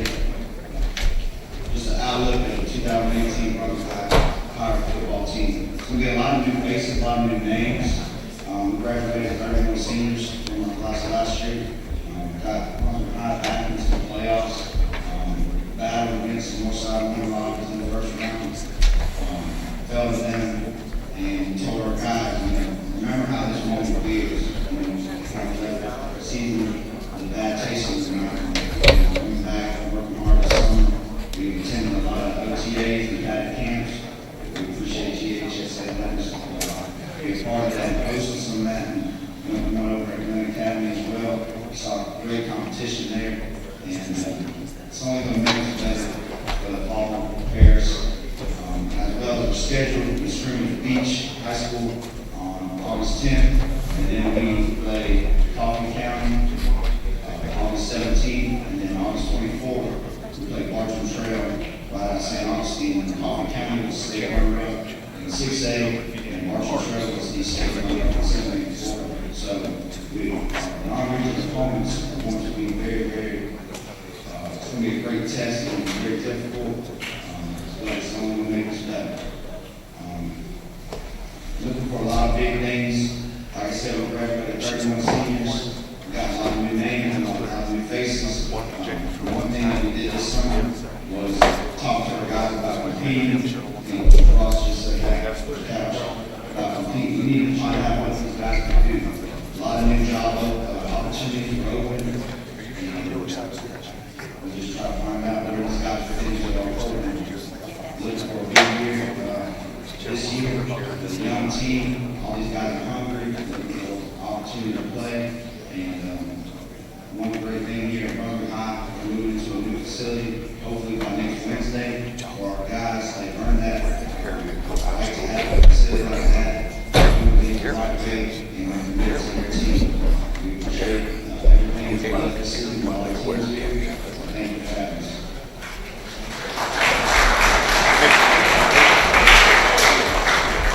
Brunswick High's assistant head coach, Gary Grady, his wife, who was at Pierce County, and his wife, Erica, is the former Wade County Gator, Pierce County High School girls golf coach, and Kentucky Bobcat. Including a trip to the state championship game in 2015, when Coach Doggo was named in the game Southeast Georgia's Coach of the Year. The quarterfinals in 2016 and the semifinals last year. He has an overall record of 81 wins and 31 losses. Please welcome Coach Rocky Nadal. Thank you, good morning. Thank NBA Magazine Sean Stowe for putting this on. I know this was really neat for our kids to come in and see this and have an opportunity for all the coaches to get together and talk about the upcoming season. The 2018 Red Terrors, I think, it's a really different program today. I was thinking about this. It's 5 years since this is my 5th season at Glen Academy, and we've come a long way in those 5 years. And we really changed the culture there at the school, not just with the football program. I think the school day, you can see the difference in the way the kids go about their business. I talk to our kids all the time about pride is not a sometimes thing.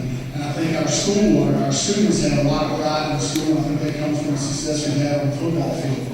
But with that success, the program changes. And you have to go in and instead of talking to the kids about believing that you can win, that we can get this done, you have to talk to those kids about, hey, it's not enough just to throw your jersey out there and win because you're running fast. We talk to our kids all the time. Don't wait to be great on Friday. Let's be great on Monday. Let's be great on Tuesday. Let's be great on Wednesday. And that's something that we're working hard to do. I think we have a chance to have a really good football team in 2018. We're going to be young. We'll probably start 8 or 9 sophomores. But those things, that's not a reason to look in the mirror and go, this is rebuilding or reloading. I don't talk about those things. I talk about the other kids, and I don't feel it is. I think we have a chance to win all 10 of our games, win the city championship, the region championship game. We plan to compete for those things and get in the playoffs and make a run in the playoffs. Our goal at Glen Academy every year is to win those championships and compete for the state championship every year. I don't care who the kids are, who the coaches are, we're going to do that because that's who we are. I brought 3 kids with us. Stand up, man. Shane Wells, I think he's taking a photograph right now. Offensive tackle Shane Wells, number 15 right there. Sam Wagner's wide receiver quarterback, number 8. Travis Lynch is a defensive back for us. Stand up, man. Thank you, guys. I think what you'll see out of our team this year is we're going to be really good on the lines of scrimmage. We have some young kids up there, but they're talented young kids. And I think our skill is going to be really dynamic. Even though we're playing young players at the wide receiver, slot, and running back position, I think those kids have a chance to be really good. Like a lot of teams with young kids, we'll struggle to make some mistakes early. We're going to have to overcome those things to win games. But I think our top end, our ceiling is really good. And I expect us by the time week 5 and 6 of the season to really hit our stride and compete people are easy change. The one thing our football team is going to need is to play games. There's no substitute for getting young players out and playing football games. And so for us, we're looking forward to that August 10th opportunity to get on the field without Austin and get some of these young players experience. Because at the end of the day, that's what we're going to need to get better. A lot of the things that we need are going to happen in practice. It's going to happen on Friday nights, and the guys are just going to have to go underneath the lights. All in all, I think we'll have a successful 2018. I'm looking forward to coaching. It's a great group of kids who work really hard in practice. Our first 3 days of conversation and clear great practice. We try to kill them. I'm really proud of them thus far. I'm sure that all of us in Lynn County and Lynn County online families are really proud of them. Thank you.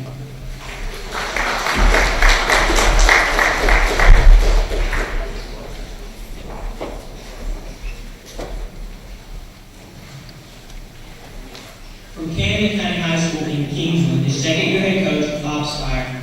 Coach Spire transitioned to Wildcats from a traditional empty offense to a spread offense last season. This change brought about some growing pains as the Wildcats finished with a 3-7 record last season. He has a high school record of 285 wins and 99 losses at 26 years as a high school head coach, and a record of 113 wins and 35 losses in the state of Georgia. Please welcome Coach Bob Spire. I'd like to start off by introducing 2 young men that came with me today, 2 outstanding players. Roman Wright, Kay Logan, you guys stand up. These guys right now are occupying the 2 safety positions in the back end of our defense. Roman was an outside linebacker last year, but these 2 guys are doing great things for us and representing the program really, really well. So I wanted to introduce those guys. As far as today, I think everybody in Camden County wants to focus on the immediate, what are you going to do for us now kind of thing.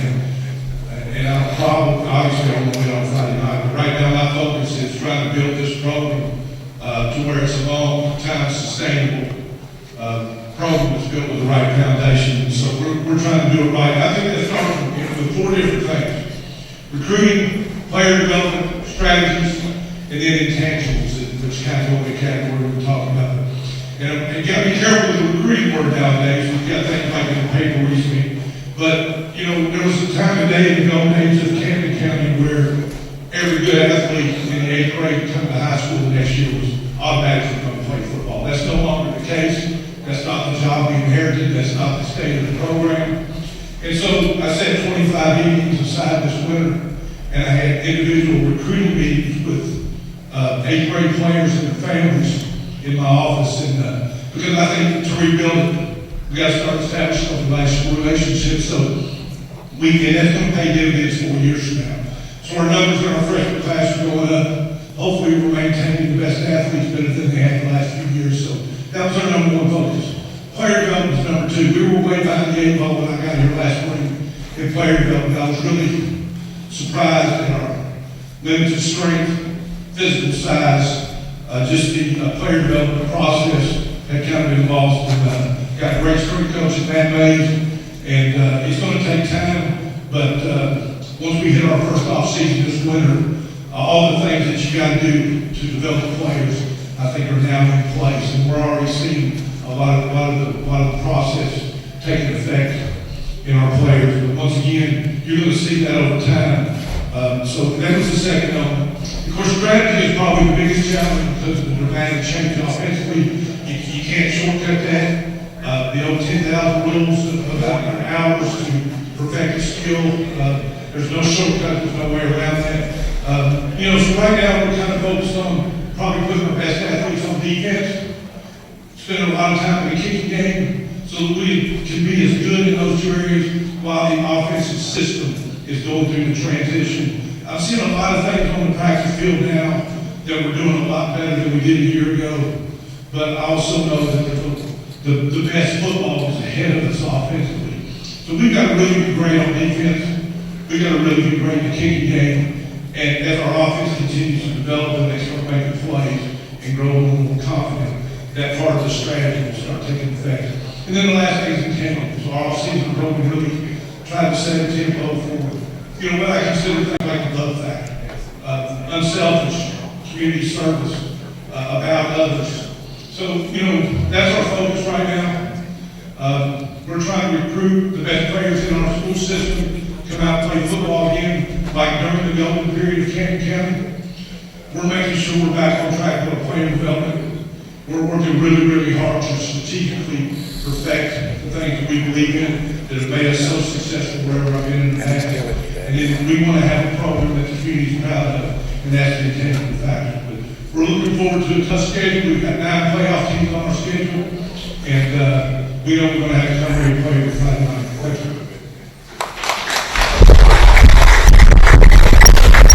Bob Spire talking about bringing in 8th graders and their families and interviewing them.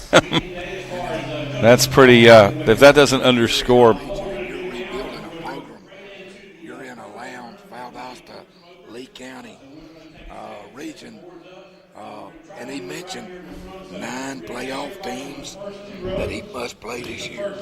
So, and I reckon it's he's got a big job, big task ahead of him. Gonna ask Jimmy to tap out here. Actually, yeah, I'm gonna let Jeff Cannon tap you on the shoulder and step in. Yeah, come on. We had a chance to hear him from the podium earlier, and he is the new head football coach at Brantley County High School. Old friend of mine, and what I can only term as a home run hire for Brantley County. Coach, congratulations to you, and welcome back. You're already putting your stamp on the program at Brantley. Yeah, well, thanks, John. Home run hire, yeah.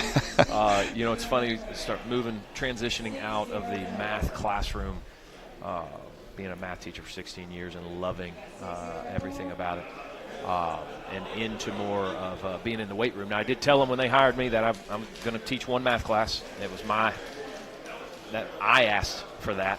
It's not something they asked for me. I just love doing it. But,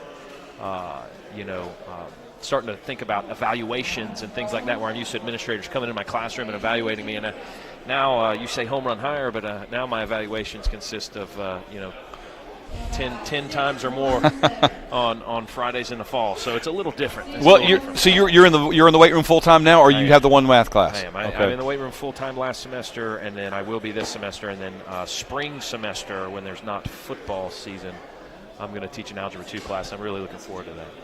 Well, you went to Allatoona last year. You guys wound up going to, the semifinals? Quarterfinals? Quarters, and, we lost at Tucker to a good Tucker team by a daggum kickoff return.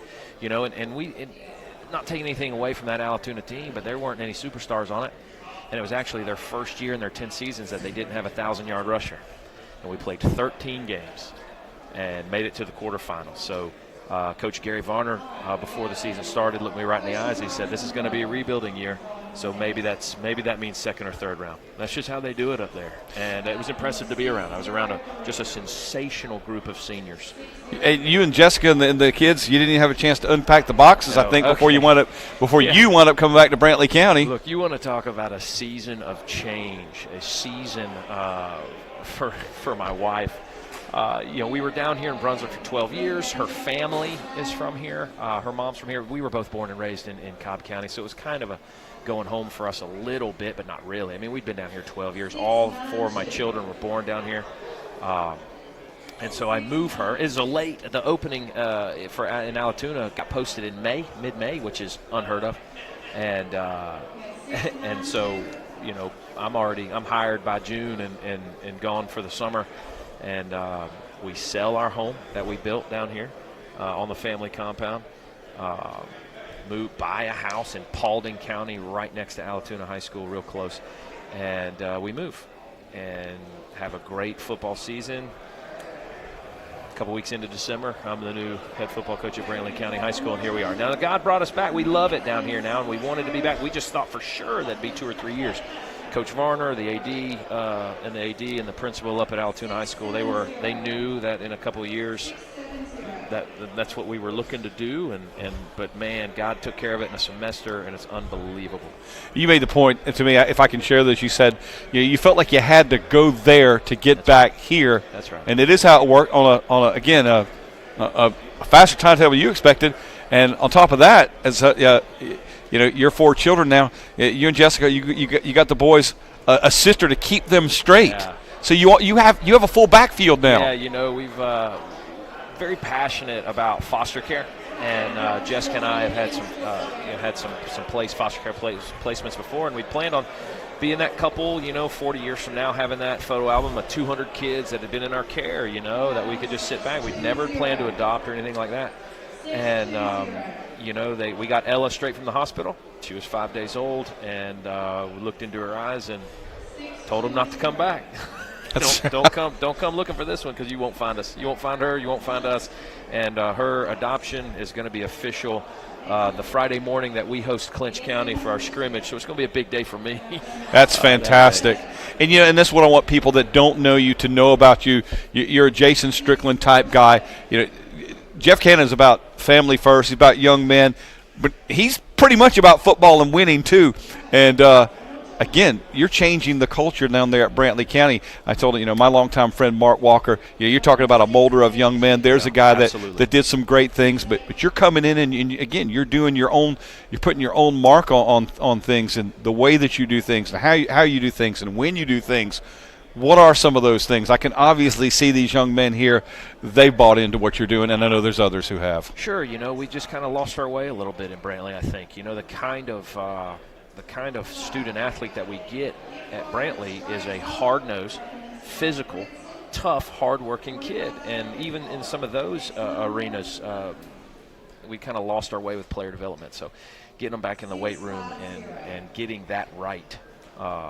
We had 62 kids gain over 11,000 pounds from January to April on 3 different lifts. That's 177 pounds a kid, roughly. That's a little more than 50 pounds per lift per kid. So the change was immediate. Now, we were maxing every 4 weeks just because I had to show them there's fruit to this labor. There's a reason why we're doing these things. And a lot of administration and teachers told me that it was nice to see the boys limp around the hallways sore again. It had been a while. And so those are the kind of things that we have to be at that level to play the kind of game that we can play. We don't have much speed, but we've got great kids. I've got a great senior class. I'm going to cry real tears when they graduate just because they're fantastic kids. Being there and getting there in January. That's got to be tough. Getting here, your first year, you get to know them for 1 year. Yeah, it's tough. But it was, I was telling, Rob earlier, Asbel, Ed Dudley got the job going into my senior year at Walton High School. And I talk to that man once a week. I'm 40 years old. That's the kind of influence he had on my life. And he's why I'm in coaching. And maybe one day they'll say Jason Strickland's a Jeff Cannon kind of coach. Jeff Cannon, the head coach at Brantley County High School. And, I know that you brought Ben Burkett with you. He's been with you at a couple stops. Yes, sir. Who else did you bring with you? Who else is still there? Tell us about your coaching staff a little bit. That's it. And I only brought Ben Burkett. And, our supplements in Brantley County, our athletic supplements, are very competitive, which is excellent. We could just use a few more. So what I have on staff right now are mostly guys that have played football at Brantley County, and they went away to college and they came back and they teach and they coach at Brantley. So the culture shock for the kids was one thing, but the culture change and the shock for the coaching staff was another. And these are fantastic guys, a lot of them who are just really willing to do things the way that I feel they need to be done. So we've got tremendous buy-in from our coaches and great buy-in from our players as well. They're great guys. They know football. They can coach football. And, a big part about being an assistant, a lot of times I know because I was one for a long time, you got to sit in the corner and be quiet sometimes. You got to learn. There's, but I've got some guys they're great on relationships. They're great technical teachers. And I told the committee when I was interviewing at Brantley County, I said, your best coaches are your best teachers. So I want guys that are in classrooms. We'll take care of the weight room. We'll take care of PE and things of that nature. But I want guys who are teaching science. I want guys that are teaching math. I want guys who are teaching subjects that kids are taking EOC. This is big time. They're teaching concepts. That's right. Yeah. And I've the best coaches I've ever been around are the best classroom teachers I've ever seen, and that's what I want. And you mentioned filling slots. Jason Strickland's up here a while ago, and he said, they coached with two. They had 2 slots available last year. They decided, you know what, we're going to wait to get the right guy for us instead of just trying to plug somebody in. I can see them lining up at your door probably after this year to get into some of those competitive stuff. I tell you, I've talked to some of your administrators and folks. Folks are very excited to have, and you're not Jeff Cannon is not a toot his own horn type of guy. That's why I'm doing that for you. But I tell you what, man, I'm really excited that you're back here, and you have one of the best coaches' wives. Used to always thank Mrs. Coach Cannon for allowing Jeff to come play football, and you know what? You're a 40-year-old rookie, but not really, Sure, because you've been doing this all your life. Sure. It took a little. I think it took longer for somebody to discover your talents than what it should have, but you're always been an on God's time type of a guy, and I want to tell you how much I always appreciate what you do with FCA and all these other activities too. That's why we do it. I take it that is still going to be a mainstay at Brantley County High School. We didn't. The only OTA we did this summer was an FCA camp at Georgia Southern. It was our only padded camp we went to, and the reason we went was not for football. And I took 49 kids. It cost over $10,000. Churches, local churches, individuals who knew what we were doing and trying to do donated the money. We raised 100% of the funds. It cost Brantley County $0. And I took 49 kids, and 7 of them made decisions while we were there, and that's what matters. That's why we do it. The first person you think when you got up there was Lang, that you recognized. Ben Lang, he's a superstar, isn't he? He sure is. Yeah, you've got the Mount Rushmore of Brantley County. You got Ben Lang. You got Wayne Morgan. I don't even know if there's anybody else up there. There might be a place for Jeff. Donald Altman's probably up there, but there's probably a place. Listen, man, we're excited for you. Take it easy on Pierce, in the regular season. And take it easy on us because we'll see you then. But we're excited. We want you to win every game but one. All right? We'll see. And I mean that. I hear you. I love you. I'm thankful for you and what you do. Good to see you, my friend. Love you too, brother. All God right. bless you. God That bless. is Take Coach care. Jeff Cannon from Brantley County High School. And this is kind of interesting what we got going on right here. We've got players. Willie, can you get this right here? This is this is Brunswick. Yeah, Brunswick High. They've got the WSAV, right? Yeah. That's Channel 4. Channel 4. I think they are that's WSAV, aren't they? No, JXT. My apologies. The WJCL from Savannah. They've got, they're getting some FaceTime, and that's what these media days are about. Some of these guys were doing some photo shoots for in the game, and some of them were doing some other things and all. So, we're having a big time here. They're going to break out the cornhole. They're fixing to get it started. Just a little bit here. Yeah. Trying to figure out who else is within arm's reach that we can grab and talk to. Let's see. That we may not get a chance to catch up with during the regular season. Well, all the coaches are up there doing the cornhole. They're all going to be engrossed in that. And what I want to be able to turn this over to Landry and Willie so they can bring you the play-by-play of the cornhole. Yeah. Yeah, they're fixing to throw to see who wins the Lang Smoker. So and I'll tell you what, Ben, that's a pretty premium piece of equipment there. Nobody makes a cooker like Lang. In fact, years ago, Ben was just like the local blacksmith. And then eventually he just morphed into where he was just making the cookers. These things are sold all around the nation. He went up to the golf tournament on St. Simon's, the RSM Classic. He goes over there and cooks for those golfers. I would pay that 2 years ago. I would pay more for that than I would a tiny house. Let me tell you, he sold 20 or 25 smokers to PGA Tour players while he was there. That's and one of these guys going, and I'm telling you now, for a while there was the smoker curse. If you won the cornhole curse, if you win the cornhole tournament, you win the smoker cooker, and it's not just for a year; like you win it. Okay, actually, I see what's going on here. We were going to try to do. I thought they were going to have it out here. They've actually got it at the front of the stage, away from the cameras. Yeah, they've moved it up front this year. All right, so I guess we'll just kind of keep it here for right now. It looks like we got McWhorter.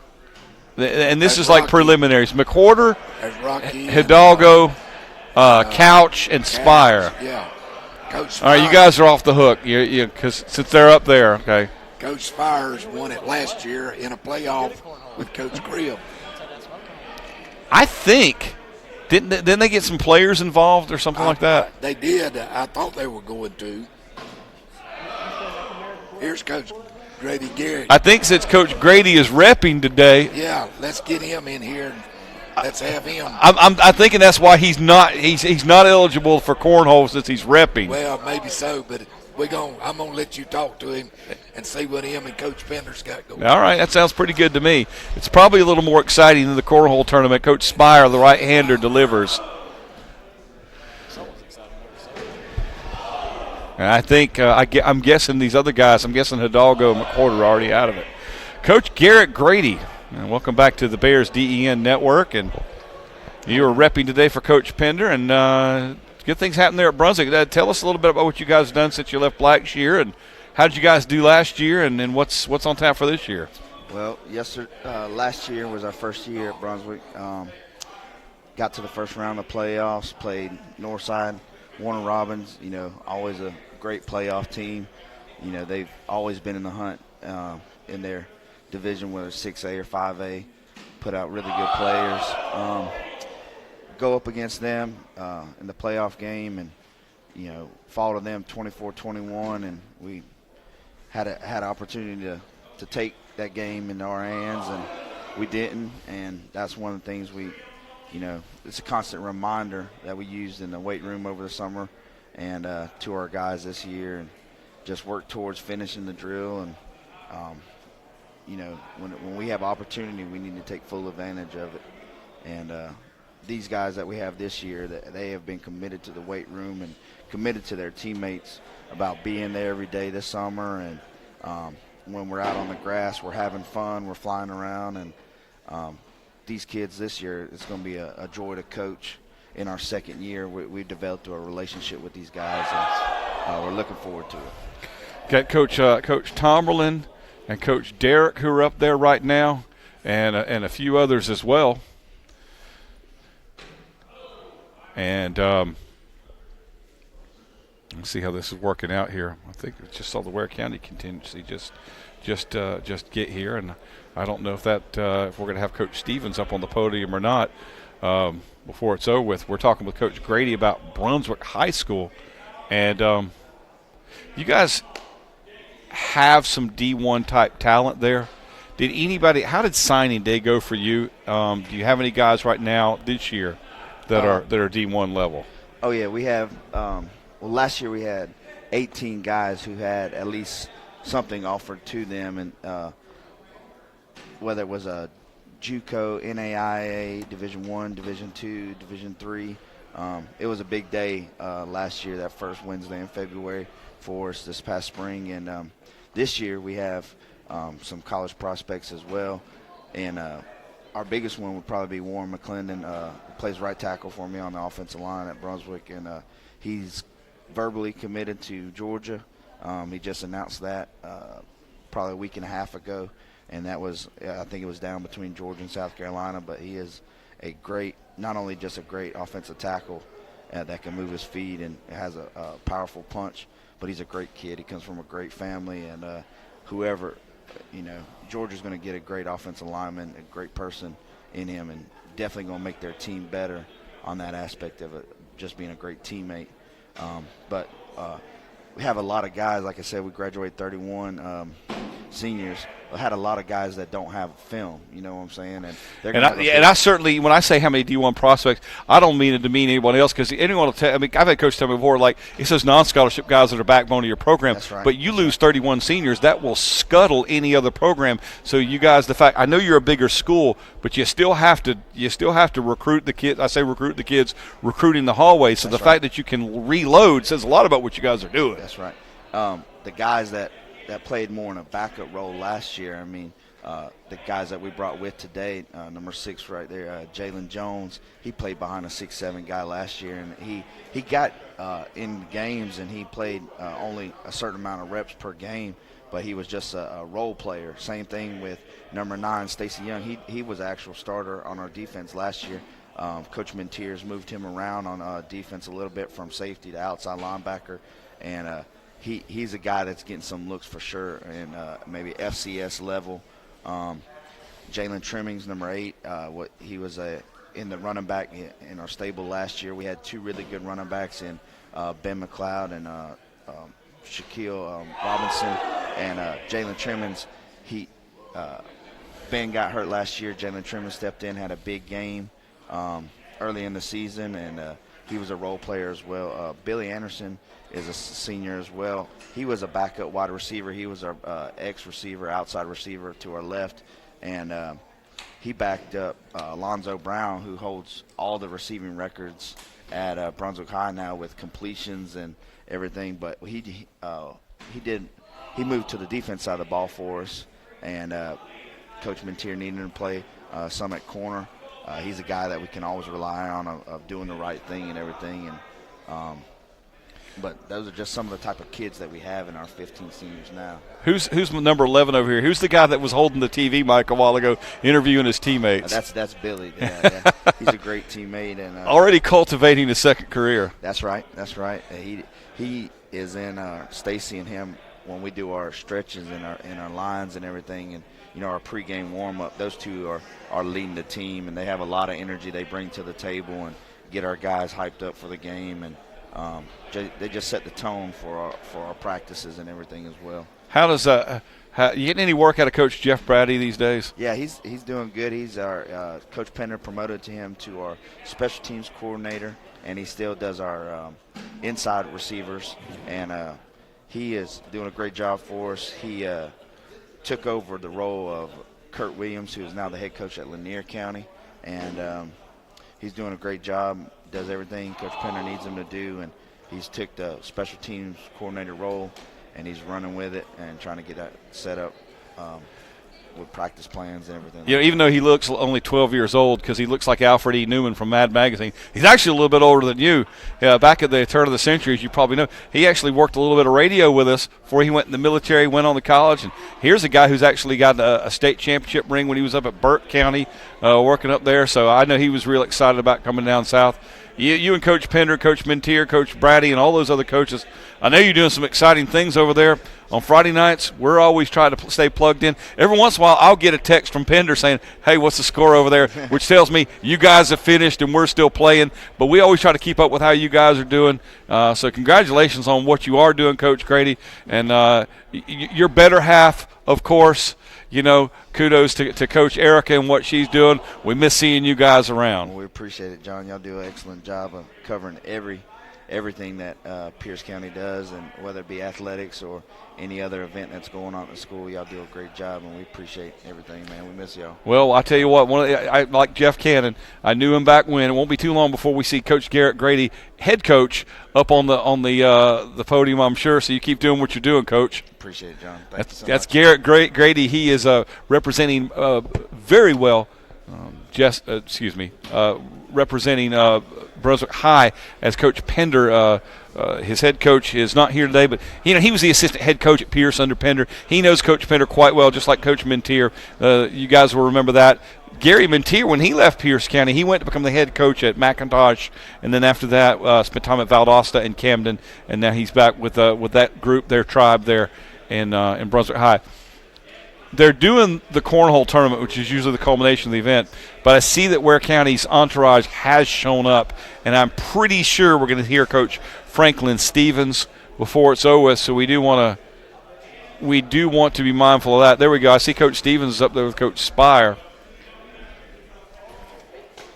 All right, so I was just telling everybody while we were talking to Coach Grady, I'm guessing since Ware rolled in that they are going to we're probably going to hear from Coach Stevens, or do you know? I don't know. I know he's participating in the cornhole deal now, but in the cornhole tournament. But as far as that, I don't know. I think he was just a little bit confused about the time that he was to go on, and didn't know that it was running faster than what it was. He pulled a Rocky Hidalgo. He did, didn't he? But I was just talking to the coach from Frederica, Coach Derek, and I was talking about the two kids. And, of course, I'm interested in anybody going to Auburn. And the two kids that are committed to Auburn from Frederica. And he told me the situation that got them to Frederica.